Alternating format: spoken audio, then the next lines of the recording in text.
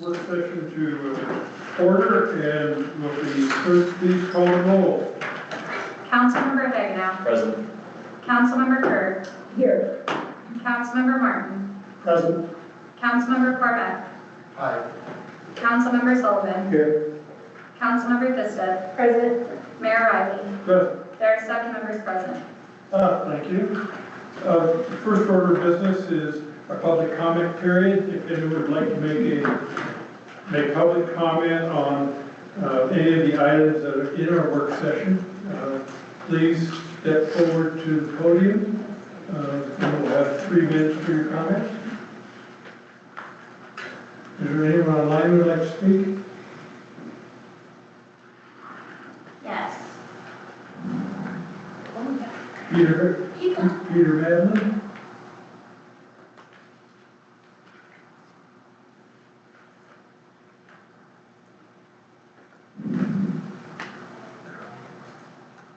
And you're on mute, Peter?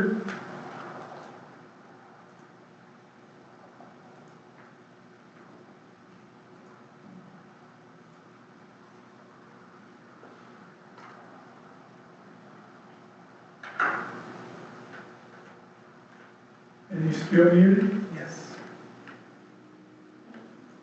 You should be able to use his mic. Peter, can you unmute yourself?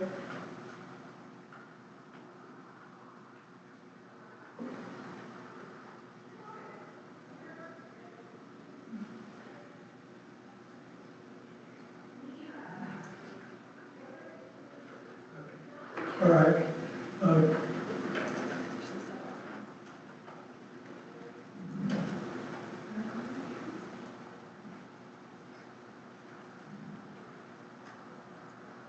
We can probably move on. Yeah, we'll move on, and Peter, if you would like to speak, will you please send a chat in, and I'd ask you, Gabby, if one comes in with acceptable to council, we'll take that comment at that time. Sure. All right. The next item is introduction of our proposed municipal court judge, Ron Carlson, and the potential municipal attorney, Laura Kroger, who I'm looking in the back, guessing that's probably. Yes. And with that, and welcome both of you, and with that, I'll turn it over to our town manager. I'd like to introduce 2 people I consider friends, but 2 of the best professionals we have in the legal profession up here in Southern County, in my opinion. Dr. Ron Carlson and Mark Hurlbert, who used to be our district attorney and is currently the town prosecutor for Dillon and Silverthorne. And I'll just open it up to them if they have anything to say, or if you have any questions for them. As we're forming the joint court, we have to, if we want to have the joint court, appoint Judge Carlson and Prosecutor Hurlbert to their positions. But I think it's of course, if you have a little discussion with them. And we will be considering the resolutions to make those appointments at our council meeting this evening. Correct. So with that, Let me plunge in. Yes. Hi. A little bit about the court and a little bit about we have the fortunate thing of aligning resources. We already have Dillon Silverthorne joint municipal court. In general, it's administratively run through the town of Silverthorne. I'm telling you things you already know. The great thing about municipal court, it's a chance to tailor your town's needs and philosophy of law and law enforcement to what it is you want. I happen to be municipal court judge in 7 different places. And I won't go into that story. But each one has a little different take on things. And it's an opportunity for you to customize the approaches you like to take with people who are violating the law and citizens of your community, and what you do. In general, I view municipal court as an educational court. We're entry level. Most of what we have is people doing stupid things. And so our job is to hopefully give them a path to not repeat those mistakes and gain from them. In traffic matters, a lot of it depends upon traffic records, but also in appropriate cases, we send people to driving school. In general, I have seen lately a rash of 6-point speeding that is more than 20 miles an hour over the posted limit. I had one case in Winter Park where someone came down the main street off of Bertha Pass at 108 miles an hour through 2 lights before this. Anyhow, I don't like to see that. It's dangerous. Those people definitely get driving school. As you know, traffic is a civil infraction in Colorado, so we only have penalty points.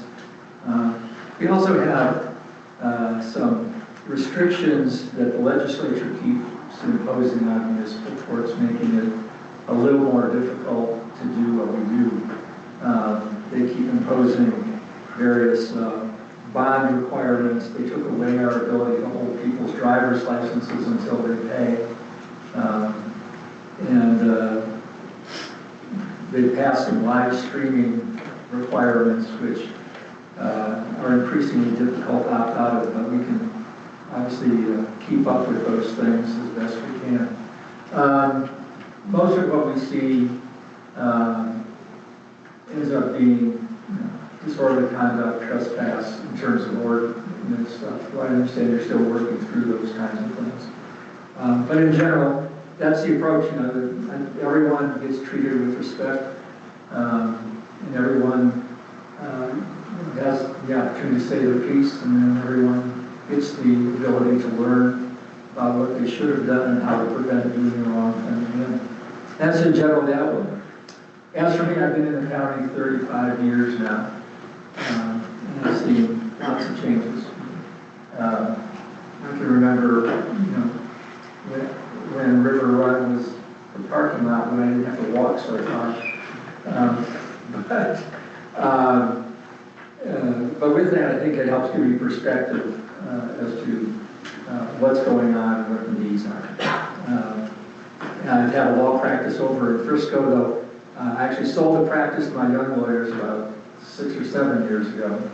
And at this point, except for a couple of cases for friends and one particular case involving a gold mine I can't seem to get rid of, I have closed my private practice, so I don't see any likelihood of conflicts of interest as far as people who appear in front of me. Probably one other thing is that you're always welcome to talk to me. I'm accessible both by email and phone. I just can't talk about a particular case. I can talk about policy. And I suppose I could to a limited degree, talk about hypothetical facts, but I can't talk about cases. Other than that, happy to talk to you at any time. Anyone have any questions? Inspired by your comments, since you have a good idea of how all these municipalities, what distinguishes our municipal court operation from the others you know? Well, for Keystone in particular, you're going to determine that. Okay, let's do that. As far as what's going on in Silverthorne, Dillon combined, after each court session, we have usually an administrative session with the chiefs of each department, besides court staff, to go over any issues in terms of administration. Silverthorne, I think the philosophy in general is to deal seriously with traffic matters and deal seriously with theft matters. Those have evolved. For example, the Dillon part of the court, I would say at one time half the docket was theft out of city market, but they've changed their philosophy. The gentleman who is there is their head of security for a long time, isn't there anymore, and now we get almost no cases from Dillon.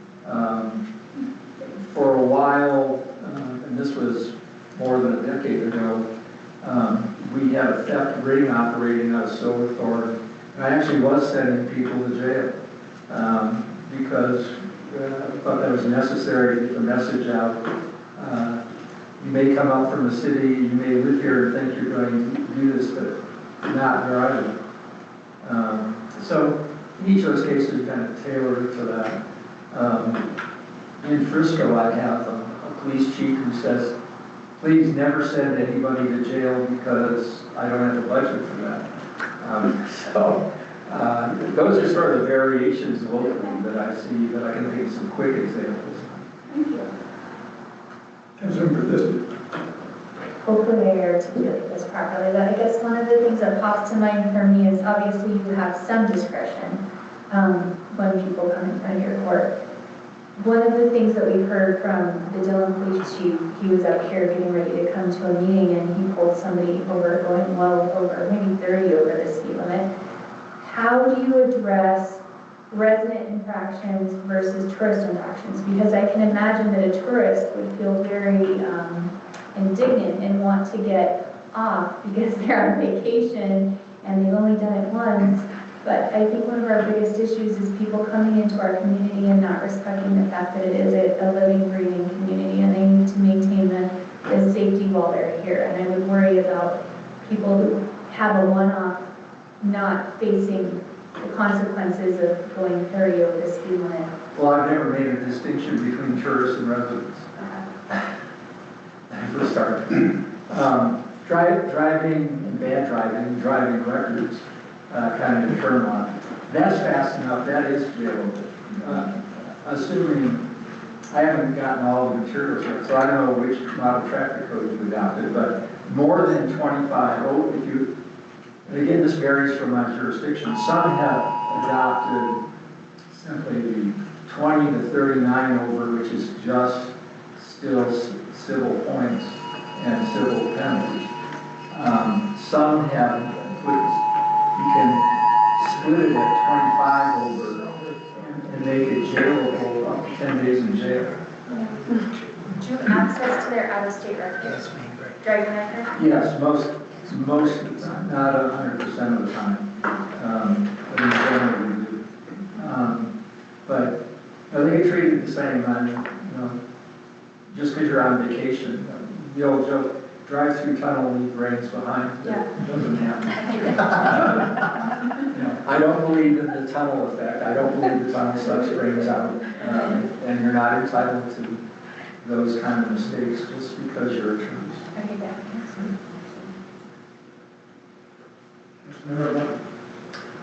Well, thank you for attending. Very excited about as we move forward with this.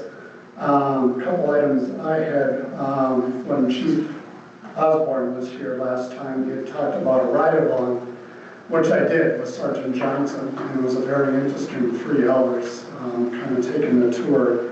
And one of the things that Sergeant Johnson had mentioned was that maybe the ability to sit in on a court day to kind of observe. Well, those are always open. Okay. The more the merrier. And those are on, did he say Wednesdays? The third Wednesday of each month. Okay. Just remember every once in a while to get fooled. I have courts on the third Wednesday, the third Thursday, and the fourth Wednesday. But this month, the third Thursday happens before the third Wednesday. So that's a lot. And the second item I had was, you had mentioned some of the state legislators. We had received actually emails today from the Colorado Municipal League talking about some of these new things. Is there something as a town council that we should be monitoring or aware of that we could help if we see something or something being imposed that we can lend a voice? Well, I would urge you to be actively involved in the municipal league and have someone attend those conferences. The municipal judges have a lobbyist, and the municipal league has, I think, 2 lobbyists, if I remember right.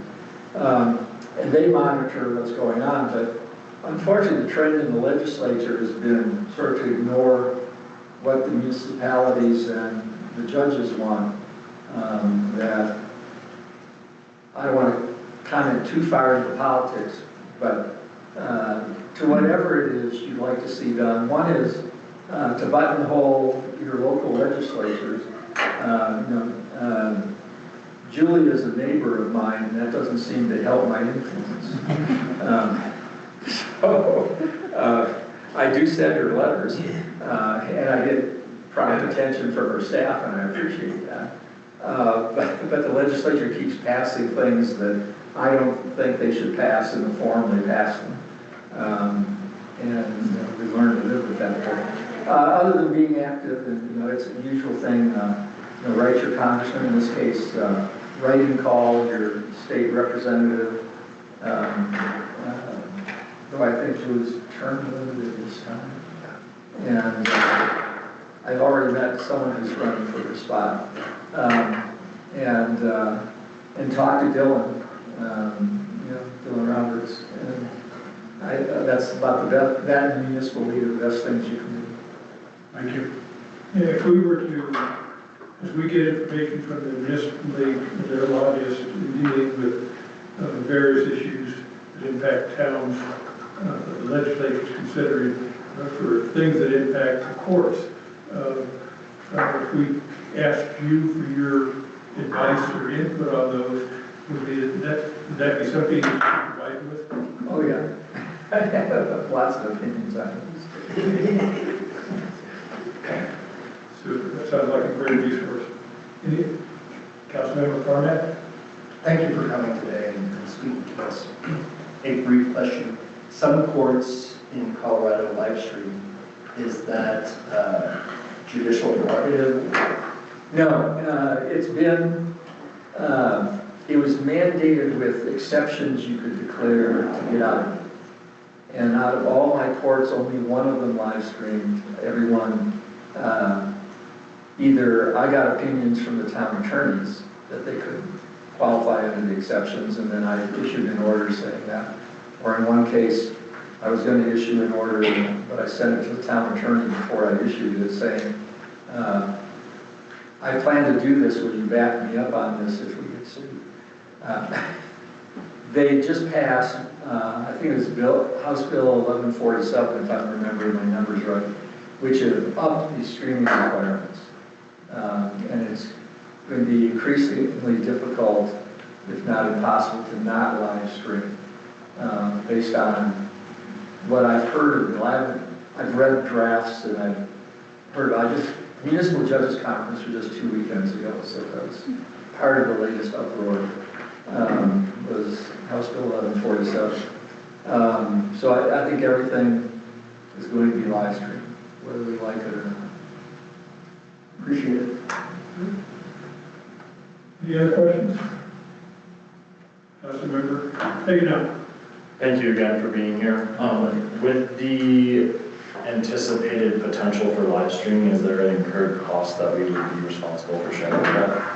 I think Silverthorne has the technical abilities, but I defer all matters of budget to you talking to them. I try to stay out of all. We have some technical capacities already, and I have not yet had a meeting with them. This coming court session will probably be our first discussion of House Bill 1147. But your town attorney will have to advise you as to what the IGA requires of you. Thank you. Any other questions? Thank you very much for coming. Well, and again, I want to also, before I finish, say what a pleasure it is to work with Mark. Mark is the third prosecutor I've had in Silverthorne, and perhaps bringing the XDA to do municipal court is overkill to the nth degree,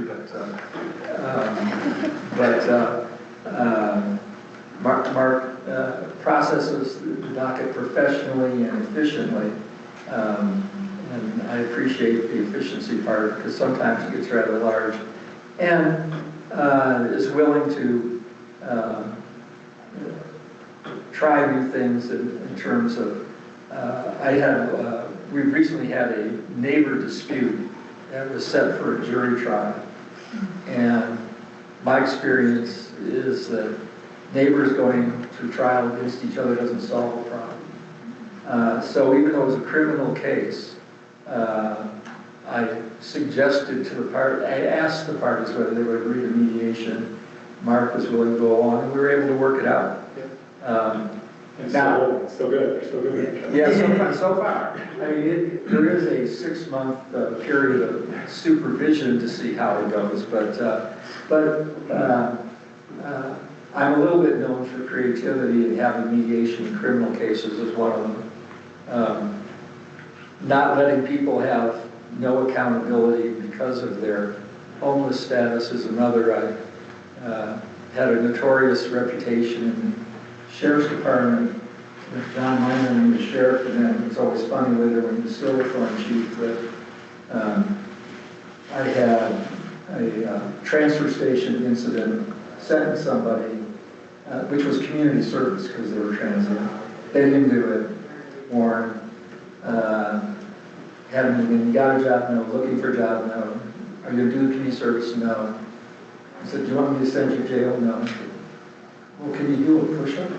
Well, don't insult me, Judge. I can do a push-up. Can you do 10? Yeah. Can you do 20? I don't know if you can do 20. Give me 10 push-ups and I'll close your case. At least there's some kind of accountability.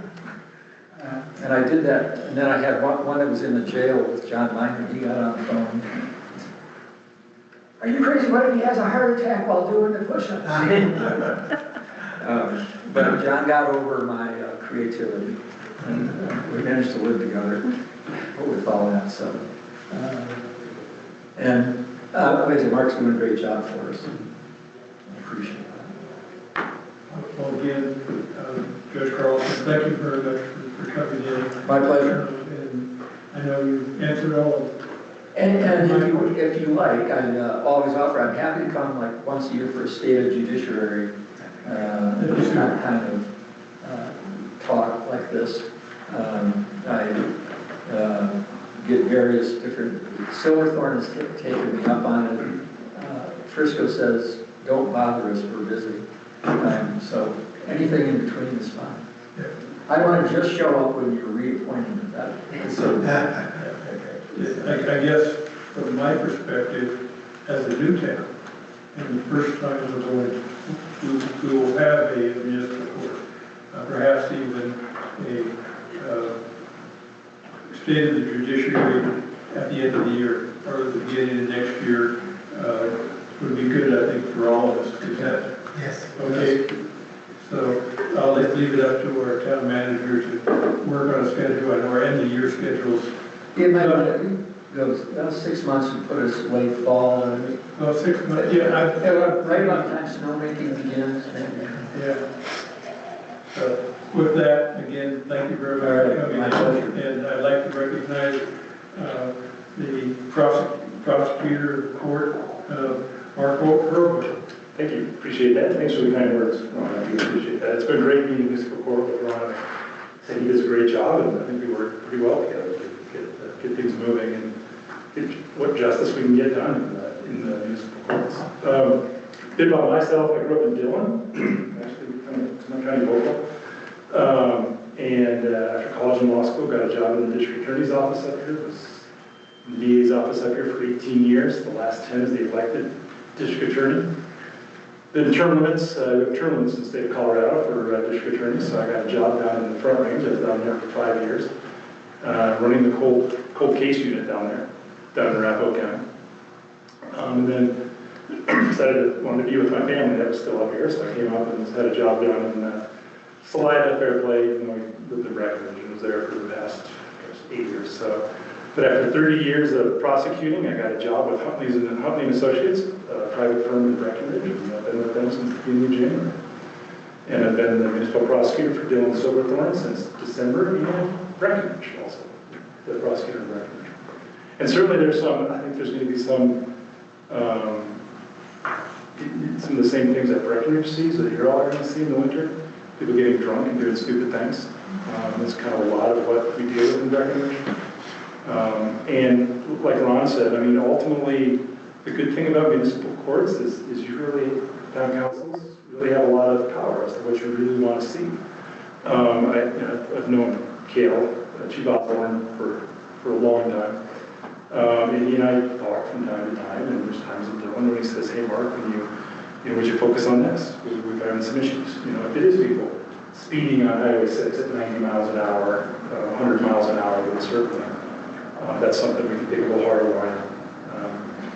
And Ron says, Judge Carlson says, sorry, Judge Carlson never walked that. As my late wife used to say, I'm only honorable 5 days a month. It's even more so that my wife was in practice with him for a while, so it's that small town, everybody knows each other. As Judge Carlson said, what we try to do is we try to educate all of them. Is there driving classes? Is there learning to make better choices? Those sort of things that we can do. Even in Breckenridge, we had a bunch of juveniles that came over and were tagging the parking garage. I don't know about great things to do with juveniles, but I knew the juvenile diversion coordinator in the district attorney's office, so we were able to offer them juvenile diversion, which means you're going to do community service, which means you're going to write an apology letter. I think it was a really good way that we can give some consequences to these kids. And ultimately, Judge Carlson says, I'm going to look outside the box too. We were doing essentially mediation on criminal cases in felony courts, on felonies. And so I don't have a problem with that at all. So certainly it's, I'd love to be your prosecutor and appreciate any questions. Any questions? Councilmember Kerr. Thank you for the offer about communicating our municipal priorities, but how does that happen? Does that get communicated through a police chief being here, through the town manager? Do we have to actually pass a resolution? What's the reality?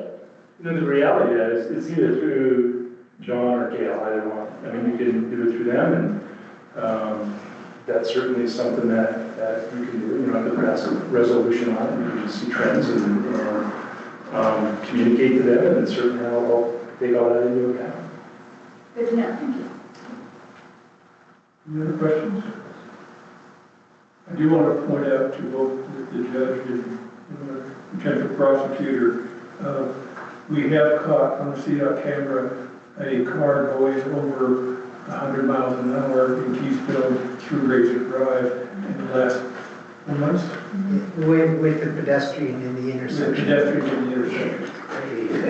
That made me want to call the DA's office and say, hey, do something a little more serious. I get that across my I just want to point out that those issues are issues that we face, particularly on highways. Well, that's something too. I have a good relationship with the DA's office here, and there's been times when we see cases and it's like this really should be a felony. Let's call the DA's office and make that so. So I think that's something as well. And I have a footnote on the other end. I don't know what you're doing about parking. But the judge keeps saying to his towns, parking tickets are not very effective because we have no enforcement. And you might get some money on it. But if you had a boot, you only have to boot a few people before the message got out. And so far, no one's taken them on that. End of statement. Or something like RAC, or the third party that does all their traffic infractions and traffic enforcement. And I don't see a parking ticket at all in Breckenridge. Good luck on the parking. Yes. Any other questions, comments? Again, thank you very much for coming in. Thank you for having us. We appreciate both of you coming in, and we hope to see you again outside of the appointment process. Well, absolutely. I echo what Judge Crossan said too. If there's a time you want me to come back, absolutely. But we expect you invited to all the town social events. Of course.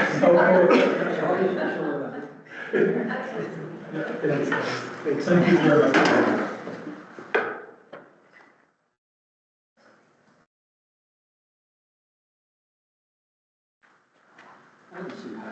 Next item on the agenda is discussion of the draft amendments to the tobacco regulations, and I'll turn it over to our town manager. Okay, I will give a little background on where we're at with this. Currently, in the county, all of the other incorporated towns have started the process or completed the process, I'm not sure if anyone is completed yet, of updating their nicotine control ordinances to ban flavored tobacco and ban discounted sales of tobacco products. This is something that's kind of a new idea. The town of Denver recently did it. It's going to the voters in Denver this fall, I believe. See if voters will uphold it. The county has not yet adopted the ordinances. Their attorney is leaning towards the idea that the county does not have the authority to adopt it. It has not been tried in court yet, although the Supreme Court found the FDA has the authority to ban flavored tobacco a couple months ago. That's the background of where we sit. I'm going to pass this on now to our town attorney, Jennifer Madsen, and Becky Peltier from the Public Health Department for the county to discuss this ordinance. And Becky has a short presentation. She'll begin with it. Yes,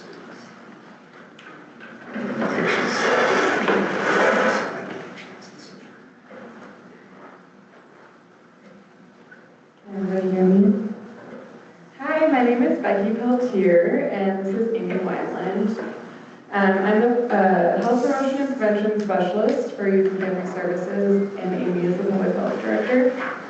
And the presentation we have up here, we had it in connection with the Colorado School of Public Health and the Policy and System Change Network. There's a lot of information here, and I'm going to try not to speak too fast, but I want to make sure you get it all, so feel free to ask questions at the end. Next slide, please. So the toll of nicotine and tobacco use, nicotine is the leading preventable cause of death and disease in the U.S. It causes 490,000 deaths per year in the U.S. Over 16 million people currently suffer from smoking-caused illness in the United States, and it costs the U.S. over $241 billion in healthcare expenditures each year and $365 billion in lost productivity each year. Next slide.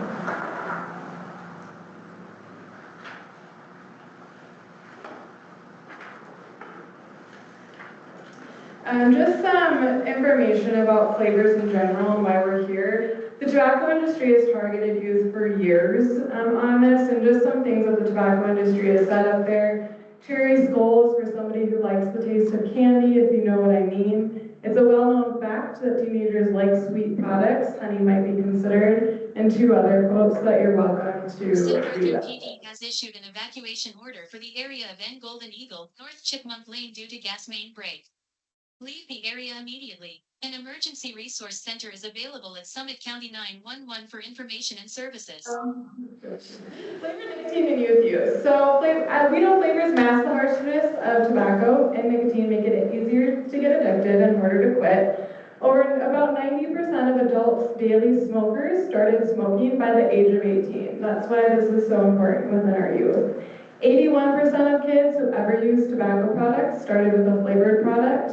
93.2% of ages 12 to 17 who have ever used e-cigarettes reported their first product was flavored. 80% of people who start using tobacco as youth or young adults will continue smoking in adulthood. And tobacco products are available in over 15,500 flavors, including cotton candy, gummy bear, mint, menthol, and pink lemonade. Next slide. Some local information that we wanted to provide you as well. We have a strategic plan for all of our nicotine tax funding, and we did a focus group with that in 2023. One of the things that they said was flavored nicotine tastes better than tobacco, but it also gives you that buzz that we need from a cigarette when you're a smoker. And they use it because of We had a youth focus group at Summit High School in March, and they said that if it tasted like nothing, we wouldn't try it. They also said that the mango flavor made a difference, and some of their favorite flavors that either they used or that their friends used was watermelon, mango, raspberry, Miami mint, and blue ras. And I'll chat a little bit more about that later, but those are all flavors that are unauthorized and illegal to sell in the US, yet retailers continue to sell them. Next slide. The Healthy Kids Colorado survey, if you don't know much about it, is we do this survey in the high school and middle school every 2 years. And so we get a lot of great information about what the youth are using, and we can compare it to regional and state data as well to see where we fall. So we first started with the survey, we just had cigarettes on there, and then they had cigars. And then they realized that the tobacco industry created this new product called vapes, or electronic smoking devices. So we had to add those onto there. Now, since nicotine pouches are new and there's not a lot of information on them, we know that a lot of youth within the schools and just a lot of people in general are using pouches, and I'll chat more about them in a little bit. But now we have to add those to the survey, and those will be on the 2025 survey. There's also a new emerging product coming out called IQOS, and it's a line of heated tobacco products designed to be used with tobacco and nicotine-containing consumables. This is a new product. We don't know much about it, but we're anticipating that this is another product the tobacco industry has come up with that we're probably going to have to add to the survey in the future. Next slide. So with the nicotine pouches, these are small little pouches that you put in your upper gum of your mouth, and it basically gives you hits of nicotine consistently throughout the day. The average Zyn user, Zyn is a very popular product among many people, not just youth, but the average Zyn user consumes a half a can per day, or 8 to 12 nicotine pouches. If you're using a 6 milligram Zyn pouch, that's just one 6 milligram pouch. The nicotine that's ingested is the same amount as the nicotine in 3 packs of cigarettes or a pod and a half of vape juice. And so it's very highly concentrated nicotine, and people are using 8 to 12 of those pouches per day, so they're getting that hit constantly, and a lot of them. The other piece is some concealed products I'm going to show you. So there's some things that the tobacco industry, as you know, comes up with. The first one I have is, it looks like a Sharpie. So if you take the top off, you can put the actual cartridge, you can screw it on right there, put it on, there's the hole in the top, and that's how you pop out of it. If you take this part off, it's an actual functioning permanent marker. The other one I have is similar. It's a ballpoint pen. Feel free to take it out if you'd like. But this one, you unscrew it, you put the cartridge inside, you pop out of the top, and then the bottom works as a ballpoint pen. We have car keys, a car fob. And so you put the cartridge inside of the actual fob, and there's a hole at the top where you pop it out. And so that's just another piece where if parents aren't sure what to look for, they could see, oh, these are my kids' car keys. I have no idea it's an actual vape. And then the last one I have, there's more, but I didn't want to just give you all of these, is chapstick. And so this one is a little less concealable, but you take the top off, you pop the cartridge on top, and then that's how you use it, and you pass through that part. So feel free to pass those around as well. So just lots of new products. There's always concealable products, and I would think that most adults probably wouldn't use concealed products. Those are probably made more for you. Next slide, please. I'm just chatting through some of the Healthy Kids Colorado survey and youth access. I just thought this was important to point out that the percentage of students who feel it would be sort of easy or very easy to get electronic vapor products if they wanted, at Summit High School it's almost 50%, or at 49.4%. Through talking with youth and doing compliance checks around the county and around the towns, we know that youth are getting them straight from a retailer, a lot of them are, or if they're getting it from their plug, someone who's supplying them at school or a friend, they're still buying it from a retailer. The graph on the right just shows that among those underage students who tried to buy vaping or tobacco products in a store, the percentage who were not refused because of their age was 81%. And that's actually pretty common across the state and the region. Next slide. Jennifer, did you want to give a disclaimer? Oh, I just wanted to say that on this slide, there's some indication of some compliance issues and questions related to specific cases. I'd ask council not to ask those questions about individual cases because those, haven't yet been adjudicated and we need to wait for the outcome on those matters. Thank you. I put this in here because I think it's important to just reiterate you are getting them from the retailers.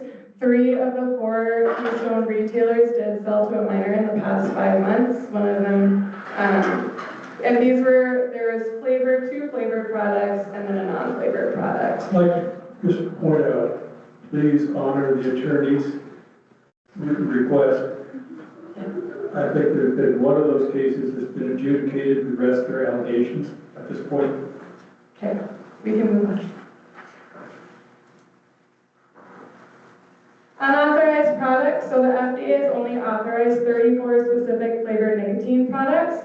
Retailers are only permitted to sell these products. We have observed multiple retailers throughout all municipalities selling unauthorized flavored e-cigarettes. Selling any flavored e-cigarette not listed by the FDA is a violation of federal law. The picture on the right shows 40 different geek bars. These are technically illegal to sell in the U.S. These were confiscated from Summit High School from a student. Next slide. So just chatting through some tobacco retail licensing in Colorado. We have about 39 in counties, cities, and towns with local tobacco retail license. And then 10 different cities and towns with flavor policies. So the Roaring Fork Valley, Aspen, Snowmass Village, Carbondale, Glenwood Springs, and then Golden, Edgewater, Denver, Boulder, Town of Dillon, and Town of Silverthorne have all passed flavor policies. Breckenridge and Frisco's flavor policy ordinance second readings are tonight. Next slide. The goals of flavor policies is we really want to prevent youth from ever starting. Just like in the beginning of my presentation, I talked about how the high percentage of people that do use in adulthood started when they were around 18 or younger. They help those who want to quit, so eliminating flavored tobacco will help people quit who currently use. And part of this with all of the towns is we have a whole education rollout plan for all of the retailers to help with that and provide resources to the quit line and other local resources as well, right at the retailers. And also reduce smoking-related disparities faced by communities of color, LGBTQ, and other marginalized communities. Next slide. The need for local action. So historically, the more local policies that pass, we'll see more of those policies at the state level. For instance, the tobacco retail license, the age increase and smoke-free, those all started with local counties and municipalities passing those, and then the state adopted it as well. For lack of action at the state level, a recent bill that would ban flavored tobacco failed in the Senate, and that's because the governor prefers that local control. And then governments provide the parameters for everyday behavior for citizens and protect them from outside interference and provide for their well-being. So supporting parents who are trying to protect their children from a predatory industry that spends millions in marketing every year with the sole purpose of addicting new nicotine users and keeping current ones. Next slide. So prohibiting the sale of flavored nicotine products, as I talked through some of the towns that already passed, Town of Dillon passed in March, Town of Silverthorne passed in April, Breck and Frisco their second readings are tonight. All of these will go into effect January 1st of 2026, and these are comprehensive policies that include all products, all flavors, all locations at all times. Next slide. So some common myths is some things that we've heard. The University of Illinois Chicago said that no evidence that flavored e-cigarette or menthol cigarette sales restrictions have negative effects on tobacco stores, convenience stores, or convenience stores with gas stations. We talked to Golden, and they said that 1 year after their full implementation of their flavor ban, tax revenues went up by more than 7% year to date, setting a new record, which is really interesting. And then the former Glenwood Springs Mayor, Jonathan Goad, said that gas stations, convenience stores, and retailers that sold tobacco products showed the exact same sales tax increase the year after the flavor ban and tax went into effect as the year prior as every other business sector in Glenwood Springs. Not one business was lost 5 years later, and our smoker friendly seems to be doing quite well still today. Next slide. So some additional strengthening strategies that you could also think about when strengthening your TRL is prohibiting nicotine product discounts. This was part of the unincorporated Summit County ordinance that the retailers in Keystone were already used to. You could expand proximity requirements to youth serving organizations and consider capping how many retailers you have already in the community, and then prohibiting the sale of nicotine products in pharmacies. I'll chat through these really quick, but I won't spend too much time on them. Next slide.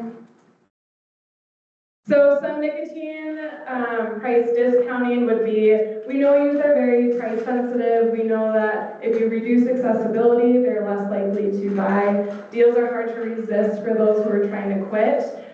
These examples of these could be coupons, buy one, get one, and multi-pack deals. I know for sure with Zins as well, there's a whole reward system that if you buy so many Zins, and you plug it into their little app, then you can win things like a Yeti cooler, a Blackstone grill. So there's a lot of things like that that's coming out too. Next slide. So expanding the distance of tobacco retailers from youth serving facilities, you could include marijuana retailers and cap the number. So the number would be the current amount you have and would not affect the existing retailers. It just keeps it from having more retailers come in. Or if you cap it and a retailer leaves, then that gives an extra retailer the ability to come back in. And next slide. Sales in pharmacies. So this one really affects like grocery stores. So Target stopped selling tobacco products in '96. CVS went tobacco free in 2014. Walgreens was named by the FDA in 2019 as being the #1 violator when it came to selling to underage buyers. We saw that in the town of Dillon as well. And so what this really means is if a pharmacy is in a building or business, then that business would no longer be able to sell. I know town of Dillon did pass that, so City Market will no longer be able to sell tobacco products. Next slide. So just some new definitions. As we know, we must pivot with the tobacco industry. California passed a flavor ban for the entire state, but they didn't talk about sensations. And so the tobacco industry came out with sensation products versus flavored products. So we do have a very comprehensive, robust definition in here about what that will cover. And you can read through that more later if you would like. Next slide. I think that's everything. Thank you all so much for just the opportunity to show you everything and be here and explain it all. Amy, if you have anything to add, otherwise I'm here for questions. And one last thing is we did have over 400 Summit Middle School and Summit High School youth fill out postcards in favor of banning flavored nicotine products. I brought 20 of them with us today, so feel free to read them and pass them around, but if you have questions, we're here. Any questions? Never mind. Is what you're seeing on a federal level and a state level, the responsibility for this to fall upon the towns and cities? Are they kind of leaving it up and not taking much of a position on this? Yes. I'm going to be careful with what I say, but especially with the cuts with the FDA, whenever I go into retailers, I take pictures of the illegal products and I report it to the FDA. I'm not sure if anything is done since then because I've been reporting them for like a year and I still go in and they're still selling. So it's really up to locals to keep them accountable. That's a bigger permit? Just my personal observation in community folks who are using a lot of these non-standard, non-cigarette products tend to think that the no smoking therefore does not apply to them. And it took a long time to get the really solid evidence we have on dangers of secondhand smoke. Do we have yet any evidence around the dangers of secondhand from these vaping and similar style IQOS products? Yes, I do not have specifics on me right now, but they're still doing a lot of research on it, but we do know that like the vapor from an electronic smoking device is not just water vapor, it's aerosol. So you're literally breathing in, I always like to compare it to hairspray, and it's getting stuck in there. It's also like an oil-based versus cigarette smoke, so that oil sticks in pets' fur, and it sticks on like the ground surfaces a lot more than just cigarette smoke. So there's still evidence coming out around about that, but I'd be happy to provide that for you at a later time. Right, so it's safe to say that there could be any number of unknown health risks that might reflect the massive risk to the surrounding public that led the state to ban, say, smoking in cigars. Councilmember Hagan. Thank you. So I kind of view this as, and the new vape trend, right, there's not a lot of data on it, so we can presume this or that, right, but smoking versus non-smoking products, right, whether it's cigarettes, vapes, whatever, right, those emit some kind of odor, smoke that could potentially be bad or is bad based on the science. What are the products that are non-smoke items, such as the Zyn products? What kind of negative adverse impact could that have secondhand? Secondhand? Yes. Because a lot of what I think is the issue is secondhand exposure and the ease of using these products. And if Zyn, for example, is used, is there any secondhand risk? Not that we know of yet, but it's a new product, and so there continues to be thoughts or studies around that. What I will say is, to bring up the data that was presented at the beginning, which is how many people are dying from tobacco-related illness in this country, how many are addicted to this. One patch is the equivalent of 3 packs of cigarettes, and we're seeing people consume 12 packs of Zyn packs a day. And so the issue is much more around the cost to healthcare, to the cost to people's health, the continued predatory environment of this industry to continue to have generation after generation hooked on this product. They continue to replay a playbook that has been successful. If you all remember, I grew up in the 80s and 70s and 80s, and we can look back at the tobacco ads from the 50s, 60s, 70s. The ads that we see today for Zyn and vaping, it's almost exactly the same with updated clothing, with updated cars, with updated sceneries, but the way people are posed is exactly the same as it was when this industry, was promoting a product that they knew to be deadly. And so it's about promoting health in our community. We have a wonderful community. A lot of us live here because we want to take advantage of the healthy aspect of this. We are a family-oriented community. And our youth don't get to vote. It's up to us to do the prevention work so that we are making sure that everyone has the greatest potential to live the healthiest life that they can. I have a follow-up, thank you.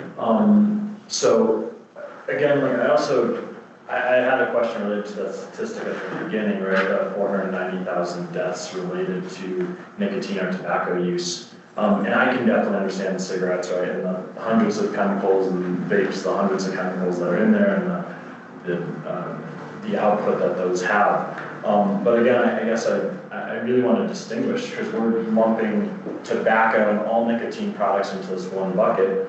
Products like Zyn, right, again, is nicotine the deadly aspect, or is it the carcinogens that are in cigarettes or the aerosols that come out of a vape that are the ones causing the issue? Because I think if we're going to talk about eliminating, frankly, consenting adults' decisions here, we need to be talking about specifics. And those are two different aspects for me. Yeah, that's a great question. And again, because it's such a new product, the research is just beginning. What we do know is it is a carcinogen and it's highly addictive. I mean, concentrated amounts that are in these packs, we're creating, even more addiction in terms of the cycle in the brain and the response to that substance within the body that is much more deadly and creates long-time consumers of these products because of the highly addictive nature and the highly concentrated amount that's in these pouches, way more than what we said as a cigarette. We have yet to understand the full impact of ZIM. We do know that the tobacco industry is already looking at creating analogs, which aren't necessarily nicotine under the definition, but they act chemically in the brain to create the addiction as well as the nicotine products now. And those are probably the next generation of product that's coming out. We tend to always be behind the 8 ball in addressing health issues and concerns for our community. And youth especially are subject to becoming addicted because of their underdeveloped brains, and it impacts their ability, their brain's ability to deal with that substance within the brain, but it also can cause lack of memory and concentration skills, increased anxiety and depression in youth prior to, the brain isn't fully developed until age 25. And we hear from the restaurant industry all the time about the issues they're having, even with staff who are consuming these products. I think we all probably know somebody, or somebody who knows somebody, who has a young adult in their life who has already become is misusing and abusing the substance because they have a disorder because of the age when they started. Just to follow up on the question, so nicotine is the carcinogen. Nicotine, as I said, is the addictive substance. The carcinogen is the digestion of that. And we don't know yet what the oral consumption of the carcinogen can be. We are, we know that oral tobacco, for example, is a carcinogen within the mouth. It causes cancer, oral cancer in the mouth. And, we're still learning more about the impact. Councilmember Barnett. Thought, a comment, and a question. First, the idea that the industry might use chemical analogs that act the same way but are slightly different to do an end run around regulation really reminds me of the ongoing battle that's being fought with a whole lot of other synthetic drugs coming to us from across the ocean, and every time the FDA identifies one and bans it, they just change an oxyl group on the chemical. Well, now it's legal. And the comment is more about the nefarious nature of the end runs around regulations like that. I guess a thought I have is, because I think what Councilmember Hagenau was going for was like, is there a secondhand effect to the public versus with smokeless tobacco products? Are they less hazardous? I guess my question is, since it's so highly addictive, nicotine is one of the more addictive drugs, and the concentrations are so much higher, I guess it's probably too early to have an answer to this question, but one might assume that it's harder to quit nicotine if you're on extremely high doses. And my follow-up question would be, do we see people who are on Zyn then gatewaying into other maybe non-smokeless tobacco products once the industry's doing We do know that nicotine might often be the first substance used or misused for youth and younger adults, and often can lead to another source of self-medication, marijuana, and then further. But I don't have the exact data on that, so I can certainly get that back to you and the council here. Thank you. Other questions? Councilmember Hagenau. Thanks. So again, I want to respect our attorney's note about the compliance checks, but without going into detail, would you be able to share for us what a typical compliance check might look like? And then if there's any ID requirements, so typically if you were to go to a retailer and during this compliance check, is there a requirement that there's IDs shown? Is there, where's the onus, right? So if I were to present a fake ID, would that be considered a failure of compliance if you didn't identify that?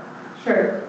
So starting with the ID piece, all retailers are required by the state of Colorado to ID anyone under the age of 50. Port compliance checks, it kind of differs between different towns. We did these with the sheriff's office. That'll change to be with the Dillon Police Department. But with the sheriff's office, we recruit a minor anywhere from 16 to 20 years old. In these instances, the individual was 17. They have to use their own identification, state-issued ID, that is their own, and they have to have a second form of identification on them as well. Usually what happens is we're in the unmarked car, the sheriff's office deputy is driving. We drive up, the minor will go in, they'll ask to purchase a product. The retailer will either ask for their ID or not ask for their ID. And then sometimes they do show the ID and they still sell. Sometimes they don't ask for the ID and they sell or don't sell. And then from there, the minor will take the product. If it is sold to them, they'll go back to the car. And then from there, the sheriff's deputy would take the product back inside and then cite the clerk for it. And then depending on what happens in the court system with that clerk, then with how Keystone works is then we'll figure out how to hold the retailer accountable. And it's different, and it's very similar in every town. The only difference is like if they're with a detective or if they're with like a uniformed officer versus not, but they always have to show a state-issued real ID and they have to have a second form of identification on them. Councilmember Kerr. Kind of veering away from the despicable actions to try to help kids. I'm a little more interested in the accountability that we have currently under law for any kid getting any tobacco product. I don't know if I'm allowed to ask our chief, who's kind enough to join us, or perhaps our town clerk can kick us off with explaining, what is the process here for compliance checks and then for compliance. And maybe somebody can answer, why is it proven so difficult to enforce the laws that already exist to protect our youth? Who wants to start? What I just want to also add, I'll let the chief answer the question specifically, but we also know that shoulder taps occur, youth helping adults who go in to purchase for them. We also know that these products are widely available online.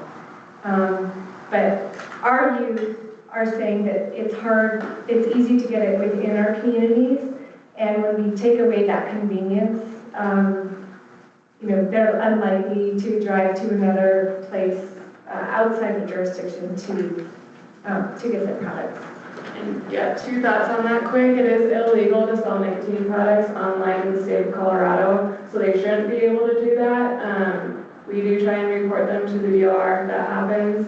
And then the other piece just about the shoulder taps, we did hear from youth either last year or the year before that they went to and stepped outside of a gas station and gave an adult $300 and the adult went in about $300 worth of vapes for them. And then what?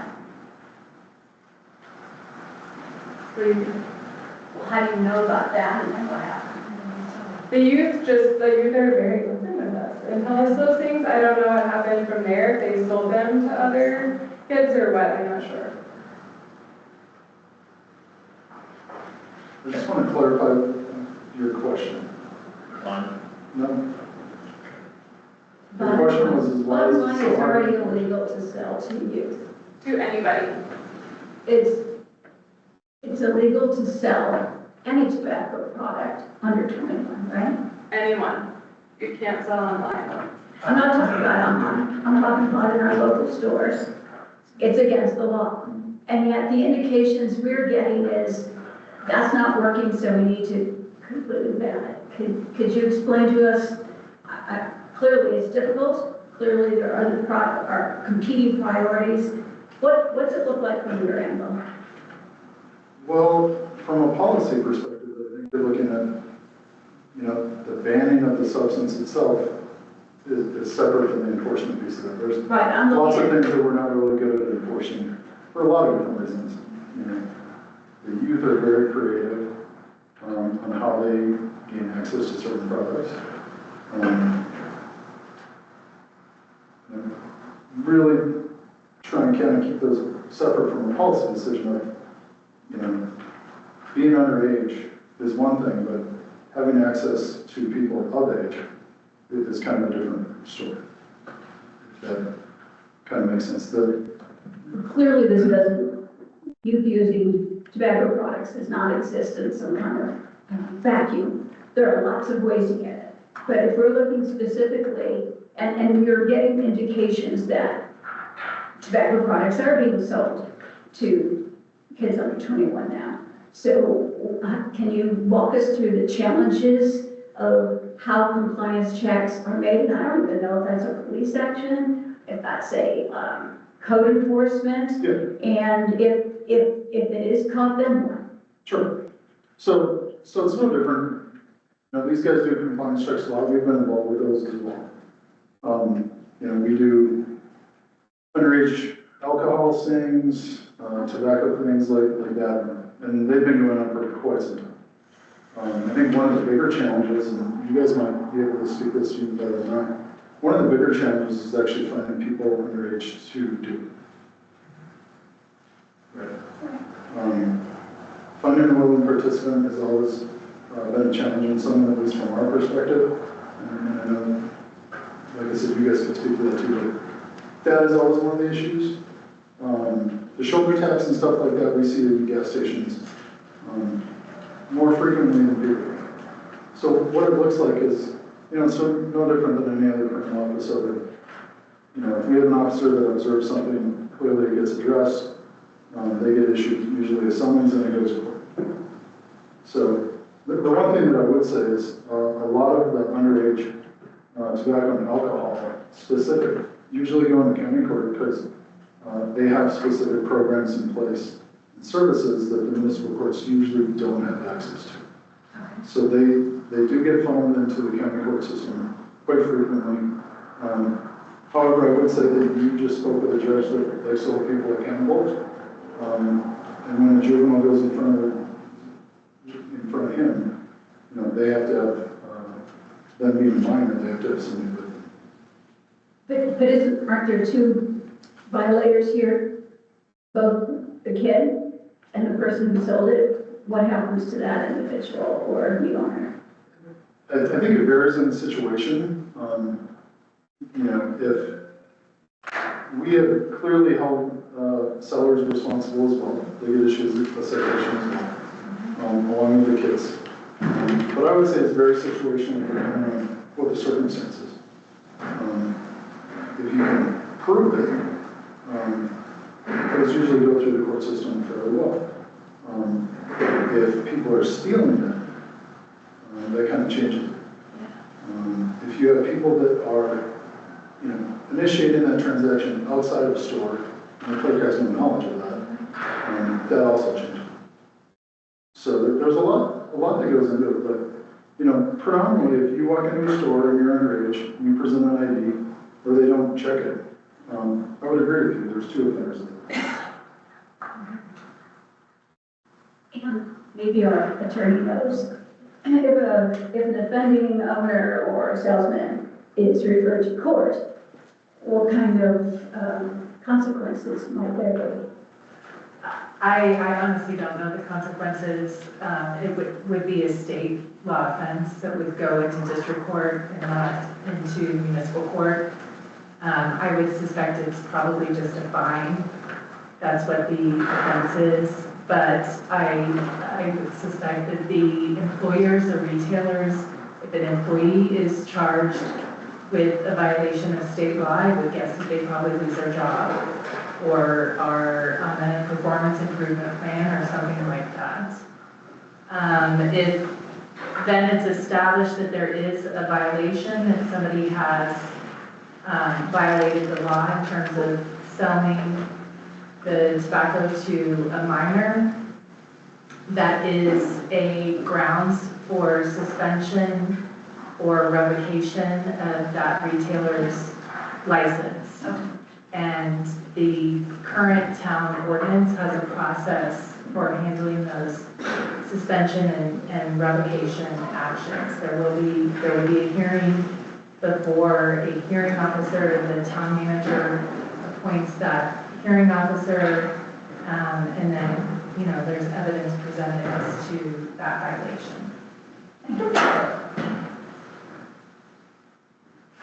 Councilmember Smith. Reflecting on Councilmember Kerr's good question, which is like, why can't we make enforcement work?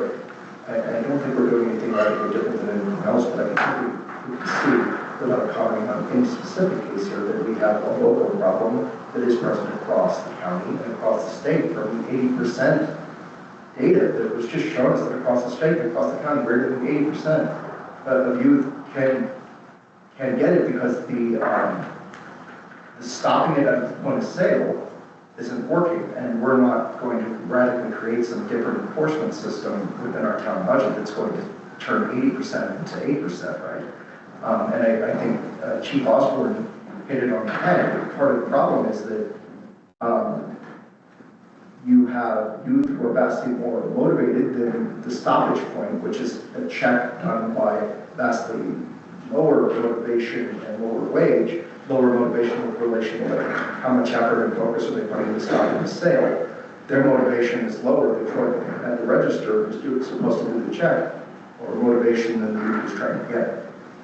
And so I think that we have a question here, which is we know that age checks don't work on a product that's targeted at children. We know that the system is just not going to work. There's nothing we can do to radically change that.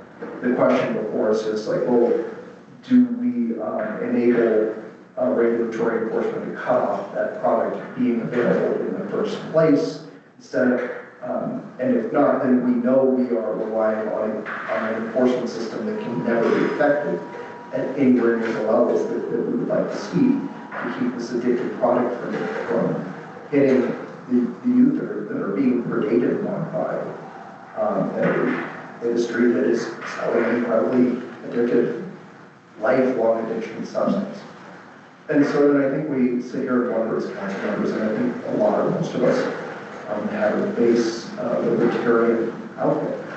And so we go like, well, is that restricting liberty? And we also look at the product. There are other ways for free adults to get it. But what's the social benefit of this? And I think we can look at that and say, well, there's zero.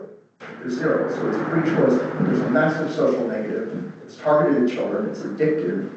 And we can't create an effective enforcement system. So do we choose to follow the lead of most of the other municipalities around that are going to restrict just this one segment of the product that is aimed at children?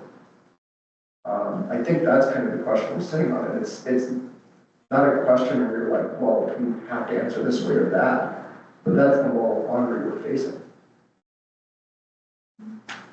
Councilmember Hagan. Thank you, Aaron, for sharing so broadly that perspective. I still struggle, right? And I haven't really, to be blunt, I haven't gotten a good answer, a good feel on how we do this, right? If there's 15,000 of these products online and 34 are specifically approved by the FDA, again, this to me seems like an enforcement issue. And I'm just really struggling to see how us putting this ban in place is going to prevent from buying online, is going to prevent everyone hopping in the car and going down the Idaho Springs. I say this from experience, right? I went to the Exchange this year. Glenwood Springs has a flavor ban. what did the people that traveling with me that use tobacco products do? Got back in the car and we drove up towards Aspen and got out of the car and got it up there. And so I guess I just really struggle that I think we're putting a Band-Aid on a trauma wound and not really addressing the issue here, which is access. And if you want to find something, if you want to get a product, you're gonna find a way to do it, whether it's online, getting a black market product, to getting a product that's not as regulated. And I really struggle with that, right? I don't think restricting free consenting adults' choice to use these products, like I don't smoke, I don't use these products at all, right? But I do not like the idea of restricting that choice. I'm struggling with that, and I haven't heard a good case for it. Councilmember Sullivan. Yeah, it's hard because the moral quandary that we talk about, because we all smoke. I don't think any of us smoke here. Certainly, my dad died early, he was a smoker. Now I'm going to do the but. The laws aren't working for our youth, therefore we want to ban it for everybody else. Kind of think about beer. Laws aren't working for our youth either. There should be banned beer. So I'm really wrestling with that. I also proactively went to a couple of retailers and just started asking some silly questions. It is, unlike, I think, some of the facts that were presented earlier, I think it is a real worry for them because one of the retailers I spoke with, 30% of their customers come in and buy one of these products, specifically the Zen. And then they have a lot of upsell because of that.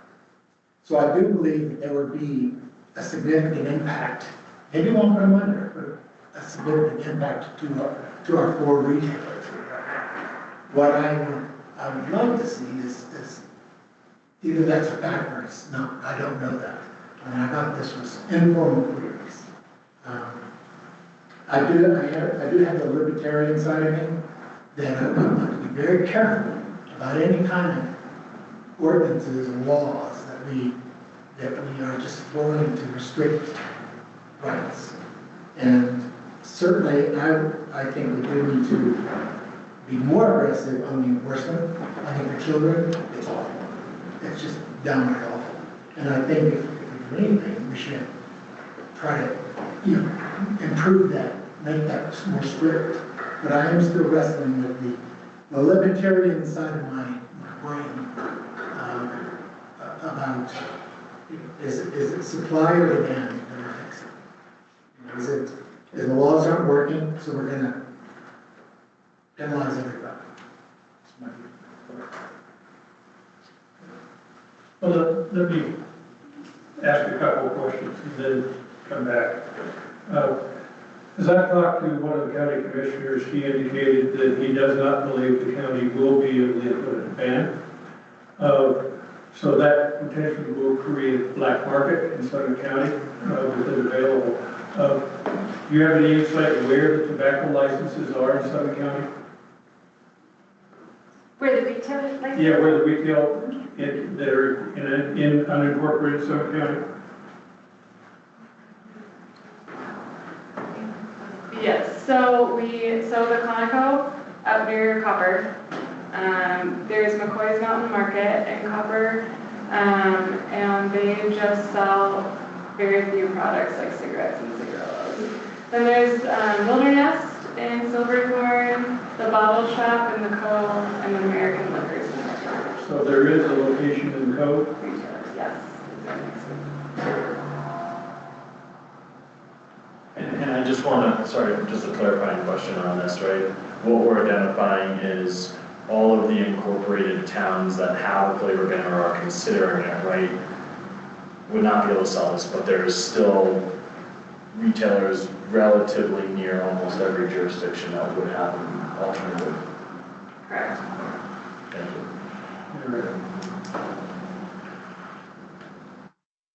Councilmember Permit? I think that's a good clarification, because when we're talking about restricting rights, we're not talking about individual rights. we're only talking about whether a business within our jurisdiction can sell a particular product that is aimed at children. So can they still go outside the jurisdiction and buy it? Yes. Can they apparently still circumvent the system and buy it online, although that's not supposed to be legal? No, this town council is not going to solve the national enforcement problem. But we also can choose whether or not we're going to enable it. And I think we've heard that youth are convenience-based and price-based. So if it becomes harder for them in time, effort, or money to purchase these products, it may decrease their usage, whereas adults are less sensitive to that and will still be able to exercise their individual rights. That won't be restricted. So I guess my thought is, do we want to be the one municipality that is a place where people can still see the youth able to easily access it? We want to be the one outlier there. I'm not sure. And I guess like a thought I have, like Dan went to some stores, and I asked because my partner's mother has worked at a liquor store most of her life, and she said, we looked at that and we thought we'd make some money off it, but we also thought that it was immoral and horribly risky. We knew who would be coming into our store to buy those products, and we weren't going to risk our liquor license or our soul to have those in stock. Well, not everyone thinks of things that way, but they're well aware of who's going to come in and try and buy that. It's people who shouldn't be in the liquor store. But I think that's just a general awareness. Even in the business, people who stand to profit, some people are willing to recognize who it's targeted at. And again, we don't deny people their individual right. If we as a municipality say that we want to put some restrictions on these particular products. Councilmember Kerr. I'd like to better understand why the county doesn't think they have the authority to do this. And at this meeting is the first I've heard that. So Mayor, you seem to think you know that. It's based on their statutory county versus a home rule county. And county attorney apparently has made that the statutory counties can't implement the ban. Councilmember, Thank you. I think we've gone and we've heard a lot of perspectives on what I've been doing is two different sides of here. But I'd like to find a middle ground because I truly think that targeting youth and compliance is the focus here, right? So, and I guess this is directed at our town attorney. Is there an avenue that we can explore where we just, and I think back, and I'll go off on a little side note here, right? A casino opened up in a major city near where I grew up in, right when I was 20. And gambling in Massachusetts is 21. And they had a compliance issue too, right? But the state of Massachusetts put in such restrictions where if they got caught, right, with an underage person in there, that was like a $500,000 fine or something ridiculous, right?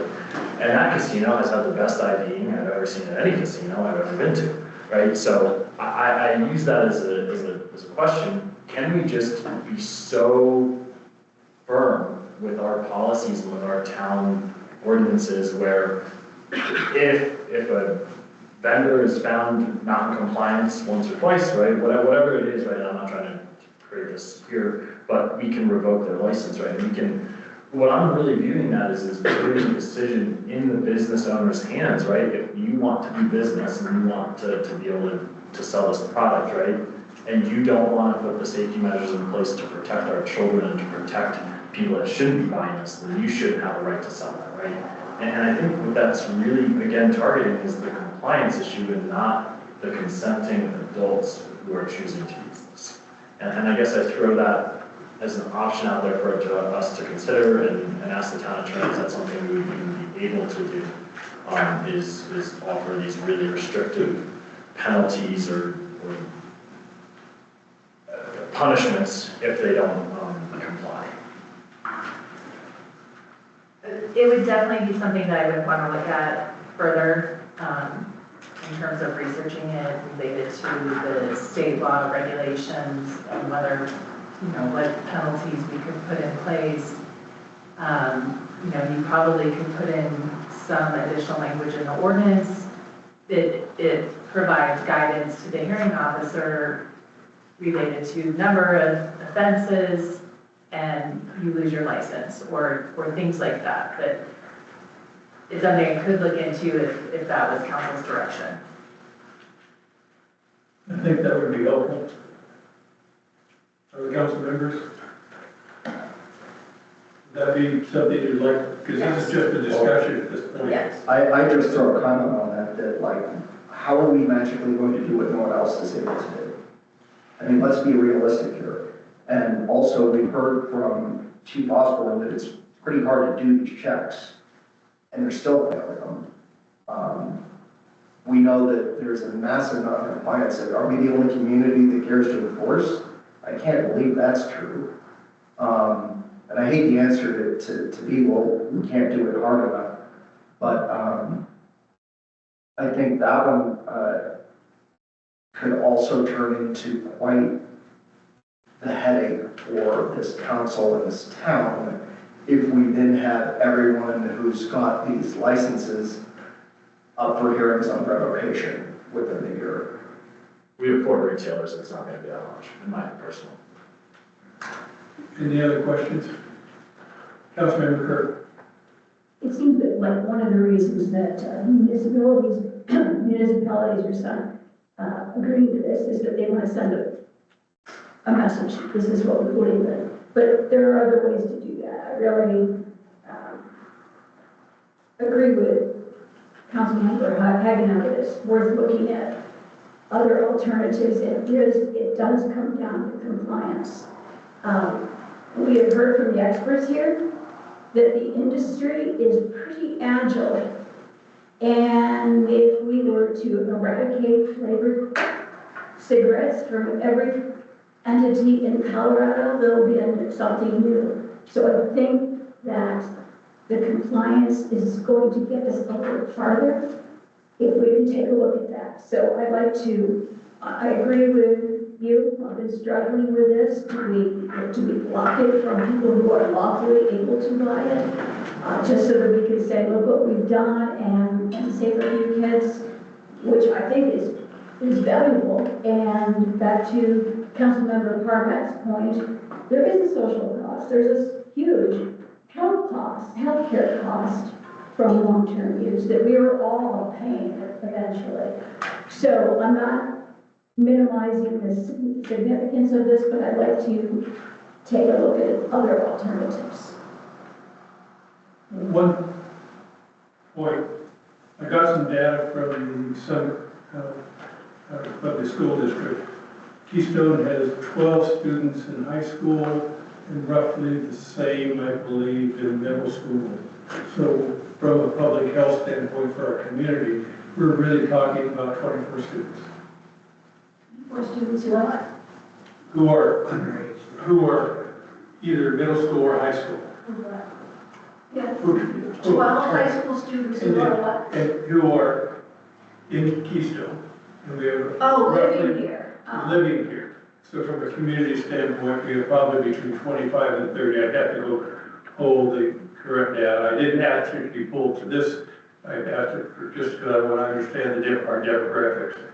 So, and we are I too have a libertarian bent. The impact on youth is horrific, and I understand that. But I want to put it in perspective of a sales standpoint. It hasn't been banned at the state level, it hasn't been banned at the federal level, and the stuff that the federal level has not approved is still getting out anyway through illegal channels. So, council members, listen. I'm still struggling with everything, and I'm not going to rehash everything that's already been said, but in relation to the number of youth in our community, I think that's grossly underestimated given the attraction of the ski mountain and the number of youth who are attracted to recreate here year-round, whether it's mountain biking, hiking, skiing, etc. So I don't think we can just take into account the kids who live in the city limits. Good point. Councilmember Permit? I think it's just for a slight point of clarity that we have products that sound like they're being sold that are not federally legal, but without some local regulation, no one's going to enforce it. But I think building on Councilmember Pisted's point, we are a family-oriented town, and the resort that's attached to us is we view that as family-oriented. And I think that if you want to take another perspective other than the children, there is the fact that, as I mentioned based on just personal experience, and I'm sure you all have your own, that folks who use a lot of the non-cigarette tobacco products as accepted tend to think that they can use that in any public space, and what does that do for the community member and visitor experience when those are getting thrown around in the lift line, in restaurants, in the lodges? Are we going to impact those volumes? I don't know. Is it our job to do that? Maybe. But we certainly talk about visitor experience and community experience in a lot of other respects. So maybe that's something to think about. I'm not sure how effective it'll be there, but I think it's worth mentioning. My concern is effectiveness.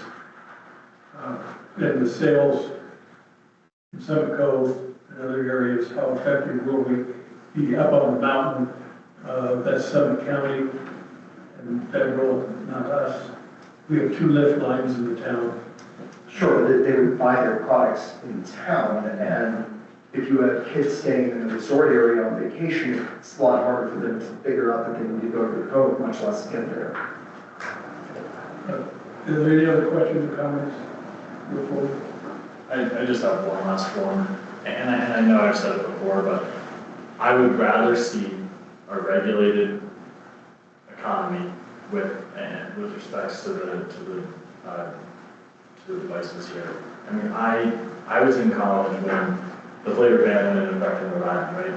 You know what we got? We got cases of this stuff off boats from overseas, right? And I can only imagine what's in those products, right? And it's definitely not better than anything that's sold here. So I would just, I would really caution us, because at the end of the day, people will find a way to get their vice. Look at prohibition, look at what happened there. People find ways to get their vices. And I'd rather see it regulated and safer than black market. Thank you. Is there any regulation on these products currently that would make something sold in the store here safer than something sold off the internet? I'm not able to speak to that in confidence tonight, but I can get back to you.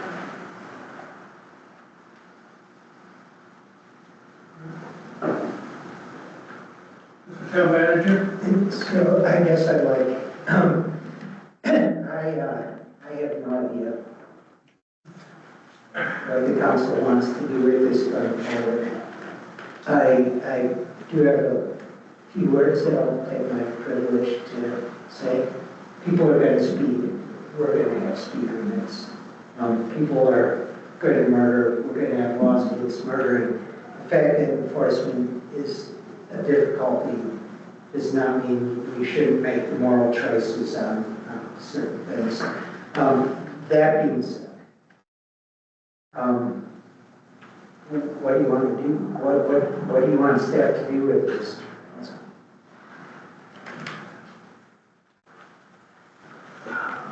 Go ahead. Well, I think that's a challenge. I mean, no one wants our kids to have access to this stuff. No one. Yeah. So let's be clear about that. At the same time, that 25-year-old,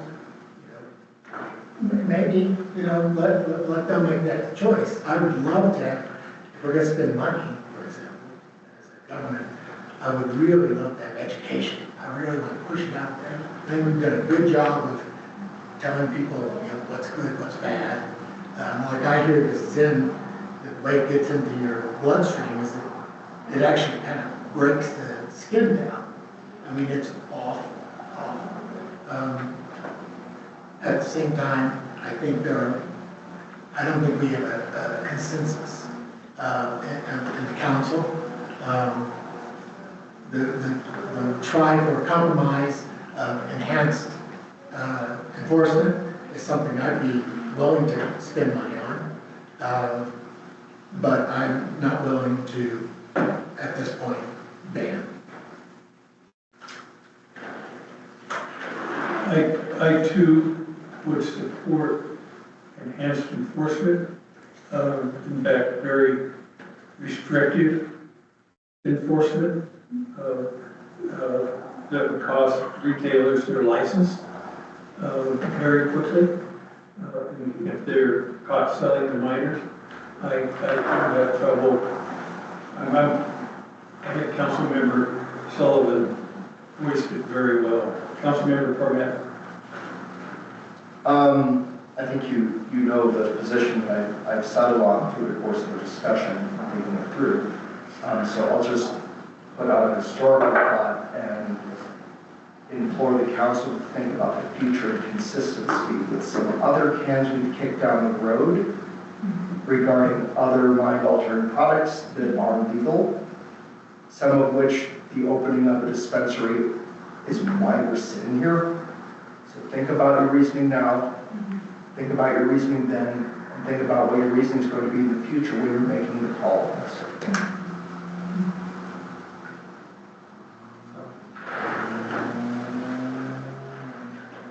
Councilmember Martin. Well, I guess I'll put my neck out there and say that I do support banning flavored tobacco products. I think as a town council, we have an obligation to protect our youth. As it's been pointed out, I don't want to be known as the only town that allows the sale of that product. We're talking a product that is not good for you. I do support your right if you want to smoke, do it. I don't believe there's any benefits to it. I think there's impacts that even if we're a non-smoker, that impact us. Secondhand smoke, the health costs, the lost productivity. I think those all have bearings on us. I think we just cannot wash our hands and say, well, the enforcement is a problem. I think that's a separate issue that we address. We try to see what can we do to enhance enforcement. But like I say, I don't support the sale of flavored tobacco products. I don't see the benefit to the youth. I don't see really the benefit to people over 21. Thank you. Councilmember Thiston. I'm not going to give a speech, which is out of character, but I'm going to come out in support of Councilmember Permit and Councilmember Martin. I strongly agree with both of their positions well stated. As we try to, Councilmember Kerr. We don't actually have any resolution or ordinance on No. the agenda for this. This is a discussion point, and I think there is enough interest in pursuing the idea of better compliance and stronger enforcement, and we will come back to this. But right now, I feel like if the current law is not being enforced, a new law is not more likely to be enforced. And so even if we go with the ban, we need to have a two-pronged approach. It's not good enough to say that they're separate. We need to consider that if we're serious about this. Let me throw out something else. Councilmember Hagan. Thank you. I do want to just throw out, because this has been in the back of my mind a little bit too, and I mentioned it briefly at the beginning, I really think that there's two different perspectives here, right? Smoked products, releases of vapor, releases smoke of some kind, and ones that are internal, right? Zins, for example, or chewing tobacco, right? And I think that, for me, there is a very clear distinction that we can make between, right? We can argue that there's a public health risk to smoked products, right? And that is not disputed for cigarettes, but is disputed for the vapes, right, and all that. And I think that if we do, I would be strongly, I'll put my neck out as Councilmember Martin said, against a ban across the board on all flavored products. But I would be more in support of a ban on smoked products and still having that freedom for consenting adults to choose flavored products that are non-impactful to other people.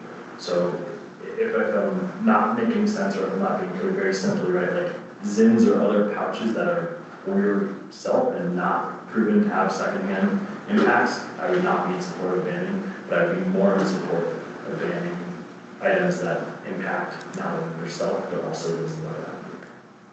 So it's not a compromise to go out there. Let me throw out a couple of options, so we can maybe get some direction to spare. One option would be to craft changes to the ordinance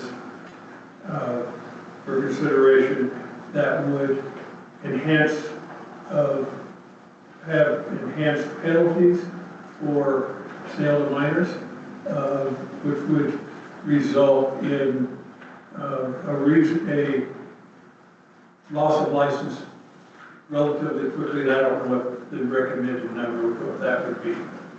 The other option, it would be to, well, I guess there's three options. A second option would just be to ban all nicotine products, period. All nicotine or all flavors? All nicotine, period. Keystone. All right. The third option would be to go to ban, as recommended, the flavored products as well as it. So, does anyone see any additional options? Councilmember Kerr. Forgive me if I didn't distinguish the three enough, but I think one of the options we could look at is a flavor ban complemented by stronger enforcement. Because again, I don't want to make it a gesture, and that's what it kind of sounds like now if we're arguing that we can't enforce what already exists. Councilman, Mr. Town Manager. If I may, it certainly sounds like no matter what, there's very strong consensus that we have a very strong vendor enforcement rule. So no matter what, we'll bring something like that. So I guess well, let's make sure we have consensus.